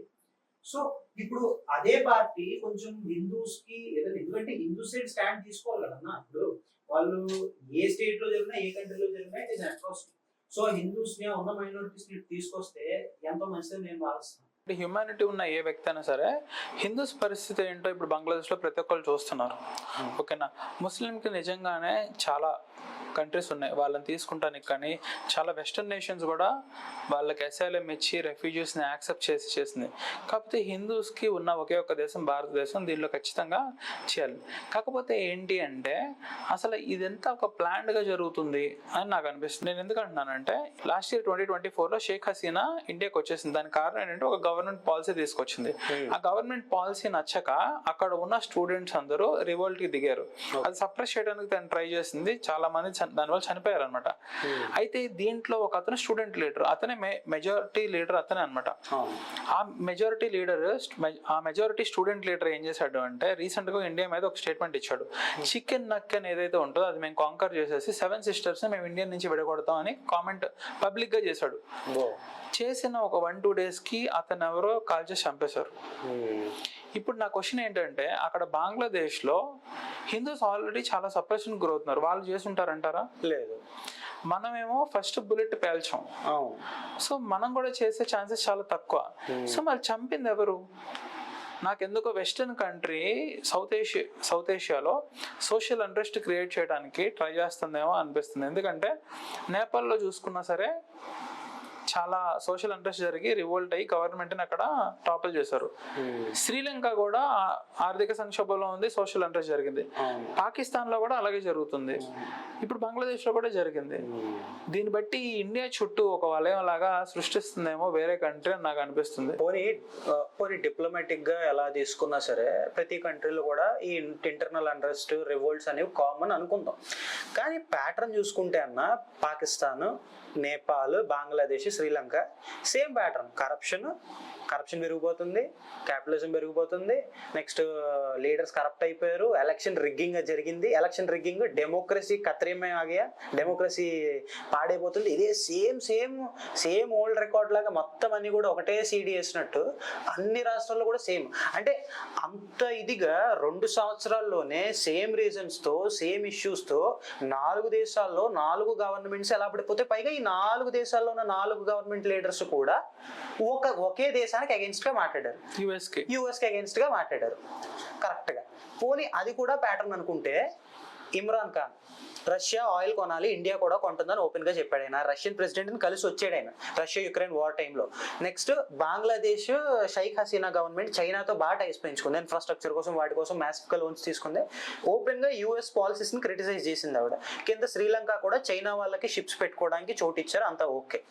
కరెక్ట్ గా అదే టైంకి మీరు వీళ్ళు పడిపోయారు కదా, వీళ్ళ గవర్నమెంట్ పడిపోయింది కదా, వీళ్ళ గవర్నమెంట్ పడిపోయిన డేట్, వీళ్ళ గవర్నమెంట్ పడిపోక ముందు యుఎస్ సెక్యూరిటీ అడ్వైజర్ డొనాల్డ్ లూ అని ఉంటాడు, ఆయన ఇప్పటికీ ఉన్నాడు, కళ్ళజోడు పెట్టుకుని ఉంటాడు, ఆయన వేరే పోస్ట్ లో చేస్తున్నాడు ఇప్పుడు. అతను కరెక్ట్ గా ఇమ్రాన్ ఖాన్ ని కలవడానికి వెళ్తారు గవర్నమెంట్ ఉన్నప్పుడు. అతను కలిసిన 2 నెలల తర్వాత ఏమైంది, కరెక్ట్ గా నేపాల్, శ్రీలంక, బంగ్లాదేశ్ లో కూడా అతను వెళ్తాడు. వెళ్ళిన తర్వాత ఏమైంది, సేమ్ ప్యాటర్న్, ఒకే పొలిటీషియన్ ఒకే దేశం నుండి వెళ్తాడు, సేమ్ ప్యాటర్న్స్ లో అక్కడ ఇది అయిపోద్ది. కరెక్ట్ గా ఈరోజు ఇండియాలో కూడా సేమ్ నెరేటివ్స్. అక్కడ ట్రంప్ వచ్చేసి India is a dead economy అంటాడు, ఇక్కడ రాహుల్ గాంధీ గారు వచ్చేసి ఎస్ రియల్ అంటారు. అక్కడ కరెక్ట్ గా వెస్టర్న్ మీడియాలో ఏదైతే నెరేటివ్స్, ఇక్కడ రాహుల్ గాంధీ గారు ఏదైతే నెరేటివ్ చెప్తారో ఓట్ చోరీ, వెస్టర్న్ మీడియా స్థానత. ఇప్పుడు వెస్టర్న్ మీడియాస్ కి ఇంకా పెద్ద పెద్ద ఇష్యూస్ చాలా ఉన్నాయి, కానీ కరెక్ట్ ఇక్కడ ఏదైతే జరుగుతుందో అది కరెక్ట్ గా లెఫ్ట్ వింగ్ ఏదైతే మాట్లాడుతుందో అది ఎగ్జాక్ట్ గా నెరేటివ్ అంతా ఇంటర్నేషనల్ గా సెట్ అయిపోతుంది. నెక్స్ట్ ముస్లిమ్స్ అందరూ కూడా, ఇక్కడ ఇండియాలో ముస్లిమ్స్ అందరూ కూడా చనిపోతున్నారు, ముస్లిమ్స్ మీద ఎంతో అటాక్ జరిగిపోతుంది. ఇంటర్నల్ గా మోదీ గవర్నమెంట్ కరప్ట్ అయిపోయింది, ఎన్నో ఇది అయిపోయింది అది అయిపోయింది అనుకుంటూ, ఎవ్రీ పార్టీ ఈస్ కరప్టెడ్, అది మనకు తెలుసు. కానీ ఒకే నెరేటివ్, ఒకే టైప్ ఆఫ్ ప్రాసెస్ అన్ని దేశాల మీద రావడానికి కారణం ఏంటి అంటే, దీనికి ముందు ఇండియా చేసుకున్న డెసిషన్స్ కానీ, రష్యాతో టైస్ పెంచుకోవడం కానీ, చైనాతో క్లోజ్ అవ్వడం కానీ, బ్రిక్స్ కానీ, మీరు ఇందాక బ్రిక్స్ గురించి చెప్పినట్టు, సో ఒక మల్టీపోలర్ వరల్డ్ పర్స్పెక్టివ్ కి దేశాలన్నీ వెళ్ళిపోతున్నాయి. ఇప్పుడు ఇండియా కూడా చేయి దాటిపోయింది. అంటే ఎందుకంటే యుఎస్ కి బిగ్గెస్ట్ స్ట్రాటజిక్ పార్ట్నర్ చైనాని అందుకోవడానికి ఓన్లీ ఇండియా మాత్రమే. పోనీ పాకిస్తాన్ పెట్టుకుందాం అంటే పాకిస్తాన్ అంత సీన్ లేదు, ఎందుకంటే పాకిస్తాన్ చైనా కూడా మెప్పించాలి. So at the end of the day Pakistan is 2 way. US కి ఉన్న one and only population wise గా కానీ, ఎకనామికల్ గా కానీ ధీటుగా సమాధానం ఇవ్వగలిగేది ఇండియా మాత్రమే.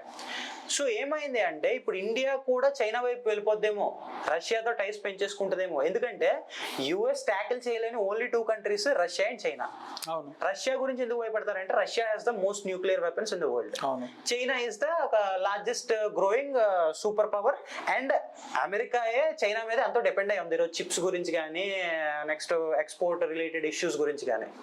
సో ఈ ఎమర్జింగ్ సూపర్ పవర్స్ తో ఏషియాలో ఉన్న ఇంకొక మోస్ట్ పాపులేటెడ్ కంట్రీ కూడా కలిసిపోతే యుఎస్ కి ఇంక ఏషియాలో ఉన్న మొత్తం, ఒక థియరీ కూడా ఉందన్న, హార్ట్లాండ్ థియరీ అని ఒక స్కాలర్ రాశాడు అతను. ఆయన చెప్తాడు దాంట్లో, anyone who has control over Asia has control over the world. ఎందుకంటే ఏషియా మొత్తం, the whole Asia population wise చూసుకున్నా, మీకు ఎకనామికల్ గా చూసుకున్నా, ఎవ్రీ పర్స్పెక్టివ్ లో ఏషియా అనేది కంప్లీట్ గా ఒక హార్ట్ లాంటిది మొత్తం ప్రపంచానికి. సో ఈ ఏషియా మీద ఎవరికైనా కంట్రోల్ ఉందంటే ఆటోమేటిక్ గా they will have the control. ఇప్పుడు యుఎస్ కి కావాల్సింది ఏంటి, డిప్లొమాటిక్ డామినెన్స్. ఇప్పుడు డాలర్ ఉంది, డాలర్ ను కూడా వీకెండ్ చేయడానికి ఈ కంట్రీస్ అన్ని కలిసిపోయి బ్రిక్స్ లో కలిసిపోయి బ్రిక్స్ కరెన్సీ ఫామ్ చేస్తున్నాయి. బ్రిక్స్ ఎందుకు స్ట్రాంగ్ అయిపోతుంది అంటే, పోనీ 5 కంట్రీస్ ఉన్నాయంటే మిగిలిన కంట్రీస్ కూడా ఇప్పుడు మద్దతు తెలుపుతున్నాయి బ్రిక్స్ కి. దానికి అనుగుణంగా యూపీఐ కూడా కరెక్ట్ గా యూజ్ అవుతుంది. వరల్డ్ పీస్ ప్రైజ్ ఏమో ట్రంప్ కి ఇవ్వట్లేదు, ఇంకొక పక్క వద్దన్నా అసలు అడగకపోయినా మోదీ గారిని పిలిచి అన్ని దేశాలు ప్రైజ్లు, వాళ్ళ హానరబుల్ అవార్డ్స్ అన్ని చేతిలో పెడతారు. ప్రపంచంలో ఫస్ట్ టైం ఇథియోపియా ఒక నాన్ ఇథియోపియన్ కి వాళ్ళ హైయెస్ట్ సివిలియన్ అవార్డు ఇచ్చింది. అది మోడీ గారికి ఇచ్చింది. ట్రంప్ కి వద్దన్న, అదే ట్రంప్ కి ఇవ్వమన్నా ఇవ్వట్లా, కానీ మోడీ గారికి ఇచ్చింది. సో డెఫినెట్లీ ఒక పవర్ స్ట్రగుల్ అయితే క్రియేట్ చేద్దామని ట్రై చేస్తున్నట్టు అనిపిస్తుంది. ఇది ఎంతవరకు నిజం అనుకో. ఇంకోటి, మీరు ముస్లిమ్స్ గురించి, ఇస్లాం గురించి మనం చెప్తే, రీసెంట్ గా అస్సాం చీఫ్ మినిస్టర్ ఆయన ఏం కామెంట్ చేశారంటే 40% ముస్లిమ్స్ అయ్యారు అంటున్నారు. ఆయన అడుగుతున్నది ఏంటంటే, ఇప్పుడు అస్సాంలో 40% ముస్లిమ్స్ అయ్యారు, అస్సాంలో ముస్లిం పాపులేషన్ less than 10% అంట. బా అండ్ 1970s అస్సాంలో ముస్లిం పాపులేషన్ లెస్ దెన్ 10% ఉన్నది. ఇప్పుడు 40% ఎట్లా అయింది? ఆల్మోస్ట్ మోర్ దెన్ 85% పాపులేషన్ ఉన్న హిందూస్ ఇప్పుడు లెస్ దెన్ 60% ఎట్లా అయ్యారో అని అడుగుతున్నాడు అతను. ఇప్పుడు దానికి ఇంకా వీడియోలు ఎలా వస్తున్నాయి అని అంటే, చిన్నపిల్లలు కూడా వాళ్ళు ఎంత రాడికలైజ్ అయిపోయారంటే హమ్ బచ్చే నహి హమ్ బంబ్ హే బంబ్ అంటున్నారు. అంటే look at the hatred they have for India అనేది మనకి క్లియర్ కనిపిస్తుంది. నేను ఆయన అస్సాం చీఫ్ మినిస్టర్ గారిని చాలా తిట్టుకున్నాను, కానీ రీసెంట్గా జరుగుతున్న పరిణామాలు చూస్తే ఆయన నిజంగా చేతి దండం పెట్టాలనిపిస్తుంది. లేకపోతే ఎలా కంట్రోల్ చేస్తాం ఒక పాపులేషన్ ఇంత ఎక్స్ప్లోజన్ని? ఎలా కంట్రోల్ చేస్తాం? ఒకవైపు చైనా, ఒకవైపు పాకిస్తాన్, ఒకవైపు ఏమో బంగ్లాదేశ్, ఇంకోవైపు ఏమో శ్రీలంక. ఇంటర్నల్గా ఇంత హేట్రెడ్ ఉన్న కొన్ని కమ్యూనిటీస్తో బీజేపీ పోరాడుతుంది. బీజేపీ ఇంకా మనల్ని ఏ గవర్నమెంట్ మన దగ్గరికి రాకుండా ఉండటం మేనేజ్ చేస్తుంది అంటే నిజంగా చాలా గొప్ప విషయం. నేను 100% అగ్రీ చేస్తా. మేబీ ఈ గవర్నమెంట్ని టాపిల్ చేయడం కోసమే వెస్టర్న్ కంట్రీస్ ప్లాన్ చేస్తున్నాయో అని అనిపిస్తుంది. మీకు గమనిస్తే కొన్ని మంత్స్ బ్యాక్ పుటిన్ తన కారుని తీసుకొచ్చి మోడీ గారిని ఎక్కించుకుని వెళ్ళారు. ఎస్సీఓ సమ్మిట్ లో ఆయన కారు తీసుకొచ్చి ఎక్కించుకెళ్ళారు. అడిగితే సంథింగ్ అసాసినేషన్ ప్లాన్ ఏదో జరిగింది, అది దాకా జరిగింది అసాసినేషన్ ప్లాన్. ఆ అసాసినేషన్ ప్లాన్ ని తప్పించడానికి పుటిన్ తన కారుని ఉపయోగించి తీసుకొచ్చాడు అని చెప్తున్నారు. మనకి నిజంగా ఏదో పెద్ద విషయం జరగబోతున్నట్టు నాకైతే పర్సనల్ గా అనిపిస్తుంది. అండ్ మన డిప్లొమసీ కూడా నాకు తెలిసి బీజేపీ గవర్నమెంట్ వచ్చిన తర్వాత చాలా మెరుగుపడింది కదా. ఇండియాని చూపించే ఒక విధానం చాలా మారింది. ఇప్పుడు ఒక పవర్ఫుల్ నేషన్ లానే చూపిస్తున్నారు. ఇంతకు ముందు అంటే ఏదో ఒక థర్డ్ వరల్డ్ కంట్రీగా పక్కకు తోసేశారు, కానీ ఇప్పుడు నిజంగా ఇండియాకి చాలా రెస్పెక్ట్, ఇంకా ఇండియా స్టాండ్స్ బాగా పెరిగిందని నేను అనుకుంటా. మీరేమనుకుంటున్నారు? ఎగ్జాక్ట్లీ అన్న. ఇంకొక పాయింట్ అన్న, మొన్న రీసెంట్ గా మోదీ గారి మీద అటాక్ జరిగిందని ఏదైతే చెప్తున్నారో, ఆ ఎస్సీఓ సమిట్ అయ్యింది, అటాక్ అసాసినేషన్ ప్లాన్ అయింది. దాని తర్వాత ఒక మీడియా కవరేజ్ లో Trump garu don't worry Modi is a friend of mine, I won't let his government fall అన్న. అంటే మొత్తం ఫస్ట్ ఆ డే 1 నుండి చూసుకుంటే ఈ రోజు దాకా ఈ సిచ్యువేషన్ జరుగుతుంది, ఆ సిచ్యువేషన్ తగ్గట్టు మాట్లాడుతున్నారు. కరెక్ట్ గా అసాసినేషన్ ప్లాన్ జరిగింది. తర్వాత మోదీ గారు ఎక్కడికి కూడా ఇంటర్నేషనల్ ట్రిప్స్ ఏం ప్లాన్ చేసుకోవాలి, ఇప్పుడు తిరుగుతున్నారు. కానీ ఆ టైంలో మొన్న రీసెంట్ గా అంతకు ముందు ఆ అసాసినేషన్ ప్లాన్ అయిపోయిన తర్వాత, ఎస్సీఓ సమిట్ అయిపోయిన తర్వాత ట్రంప్ గారు నించొని మాట్లాడతారు కదా, మీడియా క్వశ్చన్స్ ఆన్సర్స్ ఇస్తారు కదా. Modi he's a friend of mine, he's a great friend, don't worry, I will not let his government fall, I will not let him fall అని చెప్పి చెప్పారు ఓపెన్ గా. నా దగ్గర వీడియో కూడా ఉంది. అంటే ఏంటి మొత్తం ఈ జియో పొలిటికల్ గా ఈ ప్లాన్స్ అన్ని చూస్తుంటే ఏంది అని నాకు అనిపిస్తుంటది. ఎందుకంటే ఇది నమ్మకూడదు అనేం లేదన్నా. ఇది ఓన్లీ పోనీ ఇప్పుడు ఇది ఫస్ట్ టైం కాదు. మన అర్థశాస్త్రంలో చాణక్య గారు చెప్పిన ఒక థియరీ పేరు మండల థియరీ అన్నమాట. ఆయన ఒక్క లైన్ లో సమ్మరైజ్ చేసింది ఏంటంటే, your enemies enemy is your friend until you appear week అన్నారు ఆయన. అంటే ఇండైరెక్ట్ గా ఆయన ఇప్పటికి కూడా ఆ మాట రిలవెంట్.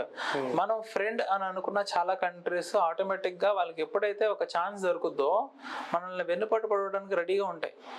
మన ఫర్ ఎగ్జాంపుల్ యుఎస్ మన ఫ్రెండ్ అని మనం అనుకున్నా సరే, ఛాన్స్ దొరికినప్పుడు మనం తెలీదు వాళ్ళు ఎలా బిహేవ్ చేస్తారు అని.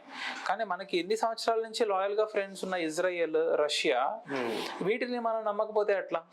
ఇప్పుడు అందుకే కదా రష్యన్ యుక్రెయిన్ వార్ లో కూడా మనం అంత స్ట్రాంగ్ గా రష్యా వైపు ఎందుకు నిలబడగలిగాం? ఎందుకంటే చాలా సందర్భాల్లో యూకే కానీ యుఎస్ఏ కానీ మిగిలిన ఏ నేషన్స్ అయినా సరే మన మీద దాడి చేయాలి అని అనుకున్న టైంలో కూడా రష్యా ఇంకా ఇజ్రాయెల్ కాపాడినాయి మనల్ని. మాకు ఒక సార్ చెప్పారనమాట, ఏదో కార్గిల్ అప్పుడు అనుకుంటా, ఏంటంటే పాకిస్తాన్ వాళ్ళకి ఒక రేంజ్ దొరికిందంట, వాళ్ళు పైనుంచి చూడగలరంట అది. సో పైనుంచి చూడగలిగినప్పుడు వాళ్ళకి వ్యూ ఎక్కువ ఉంటుంది కదా. సో ఎక్కడ హైడింగ్ స్పాట్స్ ఉన్నాయో తెలిసిపోతుంది ఈజీగా, ఓకేనా. కానీ ఇండియన్ ఆర్మీ కింద నుంచి వాళ్ళని చూడాలి, కష్టం కదా చూడటం. అప్పుడు ఇజ్రాయెల్ హెల్ప్ చేసిందంట. ఇజ్రాయెల్ ఈ సైడ్ నుంచి, అంటే వాళ్ళ అటువైపు నుంచి వాళ్ళ ఎక్కడున్నారు అనే విషయం కోఆర్డినేట్స్ ఉంటాయి కదా, ఆ కోఆర్డినేట్స్ మన ఇండియన్ గవర్నమెంట్ ఇండియన్ మిలిటరీకి పంపిస్తే ఆ కోఆర్డినేట్స్ ని యూజ్ చేసుకుని కార్గిల్ లో మనం గెలిచామంట. ఇప్పుడు అలాంటి కంట్రీని మనం సపోర్ట్ చేయకుండా ఇంకా ఏ కంట్రీని మనం సపోర్ట్ చేస్తాం?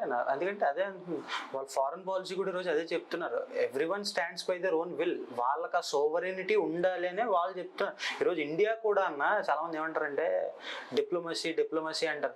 60 సంవత్సరాలు 70 సంవత్సరాల క్రితం పుట్టిన అమెరికాలు వీళ్ళు మీ కంట్రీలే డిప్లొమసీ చెప్తుంటే మాకు విత్ ఇన్ సనాతన ధర్మ డిప్లొమసీ అనేది పొలిటికల్ సైన్స్ అనేది మాకు విత్ ఇన్ సనాతన ధర్మ వందల వేల సంవత్సరాల నుండి ఉంది. చాణక్య నీతి అనేది. సో ఈ రోజు చాలా మంది అంటారు పెద్ద పెద్ద స్పీచ్లు ఇవ్వట్లేదు మోదీ గారు. అదే అంటున్నా, సైలెంట్. ఇప్పుడు ఇండియా ఎప్పుడు ఏం చేస్తుంది అనేది యుఎస్ కూడా తెలియదు. యుఎస్ కూడా గోక్కుంటా ఉంటది, ఏంటి ఏం చేస్తున్నారు మాట్లాడరు, బయటకు వచ్చి స్పీచ్ ఉండదు, 4-5 సోది డైలాగులు కొట్టేసి ఇది ఏం ఉండదు. చేయాలనుకున్నది చేస్తున్నాం. ఇప్పుడు రష్యా ఆయిల్ కొంటున్నామని ఎవరికి చెప్పలే, చేసాం చూపించాం, ఈ రోజుకే కొంటున్నాం, ఇట్ ఈస్ హ్యాపెనింగ్. సో పాకిస్తాన్ని రేపు కొడతాం అని చెప్పి రేపు మొత్తం అంతా ఇండియాలో మీరందరూ కూడా ఇండియన్స్ అందరికి ఏం చెప్పారు, ఇండియన్స్ అందరూ కూడా ఈరోజు డ్రిల్స్ ఇస్తాం, మేము మాక్ డ్రిల్స్ ఇస్తామని చెప్పారు. మాక్ డ్రిల్స్ ఇస్తామని మనల్ని ప్రిపేర్ చేయించి ఆడ మీద అటాక్ చేయించి ఆడ ఎక్స్పెక్ట్ చేయలే. సో నేనేమంటానంటే చాణక్య నీతి అంటే అదే, బయటకు మాట్లాడినోడు ఎప్పుడు కూడా విన్ అవ్వలేడు. ఇప్పుడు రష్యా పుతిన్ ఉన్నాడు, పుతిన్ ఆల్సో నెవర్ స్పీక్స్. ఇప్పుడు మిగిలిన వెస్టర్న్ కంట్రీస్ అన్ని చూసుకుంటే ట్విట్టర్ వాడతారు, ఇన్స్టా వాడతారు, మొత్తం అన్ని వాడతారు, మంచి మంచి స్పీచ్లు ఇస్తారు నించొని. పుతిన్ ఎప్పుడు కూడా స్పీచ్ ఇవ్వడం చూడలేదు నేను. ట్విట్టర్లోకి వచ్చి నేను ఇది చేసేస్తా అని చూడడం చూడలేదు. బట్ ఈరోజు ఎంటైర్ 32 వెస్టర్న్ స్టేట్స్ పోసుకుంటాయి పుతిన్ అంటే. ఎందుకు ఈరోజు యుక్రెయిన్ ని రష్యా డీస్టెబిలైజ్ చేయాలి కాబట్టి యుక్రెయిన్ వాడుతుంది వెస్ట్. అది యుక్రెయిన్ కూడా తెలుసు, యుక్రెయిన్ ప్రెసిడెంట్ కూడా తెలుసు. రష్యా ఎన్నో సంవత్సరాలు మొత్తుకుంది, మేము ఎవరిని అటాక్ చెయ్యం, మా రష్యాని వదిలేయండి. పుతిన్ ఐడియాలజీ ఏంటి, యుఎస్ఎస్ఆర్ చేయాలి మళ్ళీ రష్యాని, దాని పాత వైభవం ఇవ్వాలి. కాబట్టి ఏం చేసిందంటే మేము ఒప్పుకో, ఈ యొక్క యుక్రెయిన్ వాళ్ళలో కలవకూడదు, వెస్ట్ తో కలవకూడదు, నాటోలో కలవకూడదు, వద్దు అని మొత్తుకుంది. లాస్ట్ కి ఇంకా దిస్ ఇస్ హ్యాపెనింగ్. ఎన్నో సంవత్సరాలు బతిమాలకు ఉన్నాక ఈ రోజు ఇది జరుగుతుంది. ఇప్పుడు మనం పడిపోతున్నప్పుడు లేపినోడి దగ్గర మనం వెళ్ళాలి, కానీ ఇక్కడ కూడా మానవత్వం ఇది అనుకుంటే వాళ్ళ మానవత్వం చూడలేదు కదా. ఇప్పుడు చూసి మానవత్వం అంతెందుకు, ఇప్పుడు ఫర్ ఎగ్జాంపుల్ రీసెంట్ కొన్ని ఇయర్స్ బ్యాక్ రోహింగ్యా ముస్లిమ్స్ ని మయన్మార్ నుంచి తరిమేశారు. అందుకు చాలా ఇంటర్నల్ గా ముస్లిమ్స్ చాలా కాల్ చేశారు అనమాట. ఎక్స్టర్నల్ గా ముస్లిం నేషన్స్ కూడా అయ్యో అదేంటి ఇంత మానవత్వం కూడా లేదా మీకు, రోహింగ్యా ముస్లిమ్స్ పాపం వాళ్ళ దేశం లేని వాళ్ళు అయ్యారు, వాళ్ళకు కొంచెం శరణాగతి ఇస్తే ఏమవుతుంది, ఇన్ని మాట్లాడారు. ఇప్పుడు యూరోప్ లో అందరూ ముస్లిమ్స్ ని తీసుకున్నారు. వాళ్ళ పరిస్థితులు ఎట్లా ఉన్నాయి? ఫ్రాన్స్ లో Christmas new year celebrations cancel చేశారు. ఆస్ట్రేలియాలో ఏకంగా ఒక బీచ్ లో కాల్పులు జరిపితే 11 మంది 25 మంది చనిపోయారు. అదే మొన్న రీసెంట్ గా ఆస్ట్రేలియన్ బీచ్ లో, అవునా కదా. దాని తర్వాత యూకేలో షరియాలా కావాలంటున్నారు. స్వీడన్ లో ఫస్ట్ టైం ఎవరు వాళ్ళు క్రిస్మస్ చేసుకోవడానికి భయపడుతున్నారు. ఇప్పుడు వాళ్ళందరూ ఇమిగ్రేషన్ ద్వారా వచ్చినట్టు కదా. ఇప్పుడు ఇండియన్ గవర్నమెంట్ చేసింది తప్పని ఎలా అంటావు నువ్వు? నిన్ను ఒక రకంగా వాళ్ళు కాపాడారు. ఇప్పుడు ఒకవేళ వాళ్ళు కూడా ఒక మానవత్వం హ్యుమానిటరీ అనుకుని రోహింగ్యా ముస్లిమ్స్ అలౌ చేస్తుంటే నువ్వు ఈ పార్టీకి నువ్వు నీ ఫెస్టివల్స్ నువ్వు స్వతంత్రంగా జరుపుకునేవాడువా? ఏంటంటే అన్నం పెట్టిన ప్లేట్ ని విసిరినట్టు, ఇచ్చిన చెయ్యినే నరికినట్టు ఇట్లా తయారవుతున్నారు. ఇప్పుడు ఏదన్నా నేచర్స్ లా ఏంటి, if you need to survive there is no chance. నువ్వు సర్వైవ్ అవ్వాలంటే తప్పదు. ఇప్పుడు వాడు నీతో పాటు శాంతి కోరుకునేవాడు అంటే ఇద్దరు కలిసి ఉండొచ్చు. వాడు నీ చోటుకు వచ్చి నీ చోటును ఆక్రమించి నిన్నే వెళ్ళగొడతానంటుంటే నువ్వు వాడి దగ్గర మానవత్వం చూపించడం ఈస్ కంప్లీట్లీ ఫూలిష్. అది హ్యుమానిటీ కాదు, ఫులిష్నెస్ అది. ఇప్పుడు వీళ్ళందరూ ఇప్పుడు ఈరోజు కాంగ్రెస్ పార్టీ కానీ కాంగ్రెస్ ఎంపీస్ కానీ బయటకు వచ్చి వాళ్ళు వచ్చి ఉండొచ్చు, వాళ్ళు ఇల్లీగల్ ఇమిగ్రెంట్స్ కాదు, వాళ్ళ అన్నానికి తికానా లేకుండా వాళ్ళ దేశంలో ఉన్న హిందువుల్నే నరికి చంపుతుంటే వాళ్ళు ఇక్కడికి వచ్చి ఉండొచ్చు, ఈ దేశంలో చోటు ఇవ్వచ్చు అంటుంటే ఇంకా అంటే ఏ విధంగా మీరు ఒక ఓట్ బ్యాంక్ ని ఎప్పీస్ చేయడానికి మీరు ఎంత దేశాన్ని కూడా నాశనం చేయడానికి, దేశాన్ని కూడా అమ్మేయడానికి రెడీ అయ్యారు యాక్చువల్ గా. ఇది ఎంత వరస్ట్ ఇది ఎవరికి అర్థం కావట్లేదు. పోనీ అంటారు ఏంటంటే హ్యుమానిటీ గురించి మాట్లాడే, హ్యుమానిటీ నీ మతంలో వాళ్ళు చచ్చిపోతుంటే నీకు హ్యుమానిటీ ఎందుకు గుర్తుకొస్తుంది? నీ మతం పేరు మీద అట్రాసిటీస్ జరిగినప్పుడు నీకు ఎందుకు హ్యుమానిటీ గుర్తు రావట్లేదు? ఇప్పుడు రాడికలైజ్ అయిపోతున్న ముస్లిమ్స్ ని మార్చే బాధ్యత ఫస్ట్ అండ్ ఫార్మోస్ట్ ముస్లిమ్స్దే. మీరు రాడికలైజ్ అయిపోతున్న ముస్లిమ్స్ గురించి మీరు మాట్లాడలే. నీ మతం పేరు మీద జరిగే తీవ్రవాదాన్ని నువ్వు ఖండించవు, కానీ నీ మతంలో ఉన్న వాళ్ళకి ఏదన్నా అయితే నీకు బాధ వచ్చేస్తుందంటే నువ్వు కూడా మతోన్మదుల్లో ఒకడవే. అది హిందువుల్లో ఉన్న నీ హిందూయిజం కి కన్వర్షన్ జరిగిపోతున్నాయని నువ్వు ఏడ్ చేస్తున్నావు. ఇంకొక పక్క దళితుల్ని గుడిలోంచి చల్లగొడుతుంటే చప్పట్లు కొడుతున్నావు కూర్చొని. ఇప్పుడు నీ మతం గురించి నువ్వు ఏడ్ చేస్తున్నావు, సనాతన ధర్మం వెళ్ళిపోతుందని. ఆ సనాతన ధర్మంలో ఉన్న వాళ్ళేగా గుళ్ళని చల్లగొట్టేస్తున్నారు, మరి వాళ్ళ గురించి నువ్వు మాట్లాడేవా? సో నీ రిలీజన్ పేరు మీద ఎక్స్ట్రీమిజం జరిగితే నీ కళ్ళు గుడ్డోడు అయిపోతావు. నీ రిలీజన్కి ఏదన్నా అయితే నీలో ఉన్న హిందూ, ముస్లిం, క్రిస్టియన్ బయటకు వచ్చేస్తాడా? ఇది ఎక్కడ లాజిక్ లేదే. సో జనాలు కూడా ఇట్లా తయారయ్యారన్న. అస్సాంలో 40% మెంబర్స్ ముస్లిమ్స్ ఉంటే వాళ్ళకి వెస్ట్ బెంగాల్ రావడానికి ఎంతసేపు? వెస్ట్ బెంగాల్ నుంచి ఒడిశాకి రావడానికి కానీ, ఒడిశా నుంచి ఆంధ్రప్రదేశ్ రావడానికి కానీ ఎంతసేపు? ఎగ్జాక్ట్లీ. మనం అనుకున్న దానికంటే సీరియస్ ఇష్యూ ఇది. హిందువా, ముస్లిమా, క్రిస్టియనా, లేకపోతే బుద్ధిస్టా, జైన అనేది కాదు. It is about India. Exactly. So Indian అని అనుకునేవాడు ఎవడైనా సరే 100% they have to be with Indian government. Exactly. Indian government గనక నువ్వు సపోర్ట్ ఇవ్వకపోతే ఈ పర్టికులర్ పాయింట్ ఆఫ్ ద టైంలో ఇండియా అనేది ఉంటుందో లేదో కూడా తెలియని స్థాయిలోకి వచ్చేసాం మనం. ఈ రోజు ఇండియన్ ముస్లిమ్స్ చాలా మంది ఉన్నారన్న, నేను ఒప్పుకుంటా. నేను ఏమంటున్నానంటే ముస్లిమ్స్ ఉన్నారంటే ఇండియన్ ముస్లిమ్స్ అనట్లే, కానీ ఇదే రోహింగ్యా ముస్లిమ్స్ ఉన్న మంచి ఇండియన్ ముస్లిమ్స్ ని చెడగొట్టనే అవకాశం లేదని గ్యారంటీ ఏంటి అని అడుగుతున్నా. ఇప్పుడు సరే పోనీ ఇండియన్ ముస్లిమ్స్ ఉన్నారు, అరే వాడు ఓన్లీ హిందూకే తిట్ట కాదు, నీ దగ్గరకు వచ్చి నీ జాగాలో నీ జాబ్ను కూడా సగం తింటున్నాడు. నువ్వు ముస్లిం అన్న నీ అన్నం కూడా సగం తింటున్నాడు, నీకున్న అన్నం కూడా లేకుండా చేస్తున్నాడు. సో అది మీకు అర్థం కావట్లే. ప్రపంచవ్యాప్తంగా మేము పెరిగిపోయిన తర్వాత మళ్ళీ మీలో మీరే కొట్టు చావాలి. ఈ రోజు వేరు దేశాల్లో ఆఫ్ఘనిస్తాన్, పాకిస్తాన్ ఉంది, వాళ్ళు కూడా ముస్లిం కంట్రీసేగా. ఏం చేస్తారు?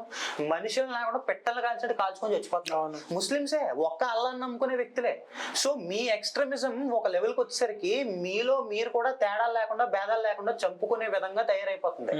ఆడవాళ్ళని హెరాస్ చేసే విధంగా అయిపోతుంది, అట్రాసిటీస్ కి పాల్పడే విధంగా అయిపోతుంది. అలాంటప్పుడు అంత అల్లాహ్ నమ్మినప్పుడు మీరు ఎంత అట్రాసిటీస్ కి పాల్పడిపోతున్నప్పుడు what kind of spreading are you thinking? ఏ స్ప్రెడ్డింగ్ కోసం మీరు ఇంత ఆలోచించేస్తున్నారు?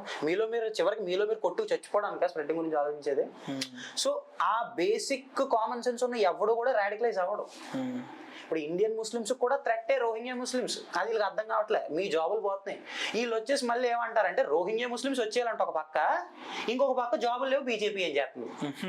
లాజిక్ ఏమైనా ఉండాలి కదా. ఇంకొక పక్క అంటారు ఓట్ చోరీ చేసేస్తుంది. కొన్ని కాన్స్టిట్యుయెన్సీస్ ఉన్నాయి 3-4 ఓట్లతో కాంగ్రెస్ విన్ అయింది. మరి ఓట్ చోరీ చేసేవాడు అయితే 3-4 ఓట్లు ఎందుకు వదులుకుంటాడు? అంతే కదన్నా, సింపుల్ గా చెప్తున్నాను. అంటే ఇంకెట్లా ఉందంటే వీళ్ళు రాడికలైజ్ అయిపోవడానికి ఒకడేమో వచ్చేసి వీళ్ళు అపీస్మెంట్ పాలిటిక్స్ యూజ్ చేసుకుంటాడు. వాళ్ళు వచ్చేసి పోని హిందువులందరూ మిగిలిన రిలీజన్స్ మీద పడిపోయి మా హిందూయిజంలోకి వచ్చేయండి, కన్వర్ట్ అయిపోండి నేను అడుగుతున్నావు, అడగట్లేదు. కుల వివక్ష ఉంది, అది జబ్బు, అది కూడా ఉంది. అది ఆటోమేటిక్. ఇప్పుడు కుల వివక్ష ఉందని ఎవ్వడు గుర్తు చేయాల్సిన పనిలే. కుల వివక్ష ఉందని ఎవ్వడు గుర్తు చేయాల్సిన పనిలే. ఈ రోజు బంగ్లాదేశ్ లో ఒక ఇన్నోసెంట్ హిందూ చచ్చిపోయాడంటే అది ఎక్కడ ఒక క్రూరుడైన హిందూ కుల వివక్ష చూపించాడు చూసావా? ఆ క్రూరత్వానికి అదొక ఆన్సర్ అనేది నేను భావిస్తాను. దేవుడు చూపిస్తున్నాడు మీ ఫ్యూచర్ ఇదిరా అని చూపిస్తున్నాడు దేవుడు. మీరు ఎక్కడికెక్కడ కుల వివక్షతో చచ్చిపోండి, రేపు మీ ఫ్యూచర్ కూడా ఇదే అని దేవుడు చూపిస్తున్నాడని నేను భావిస్తాను. Thanks for watching.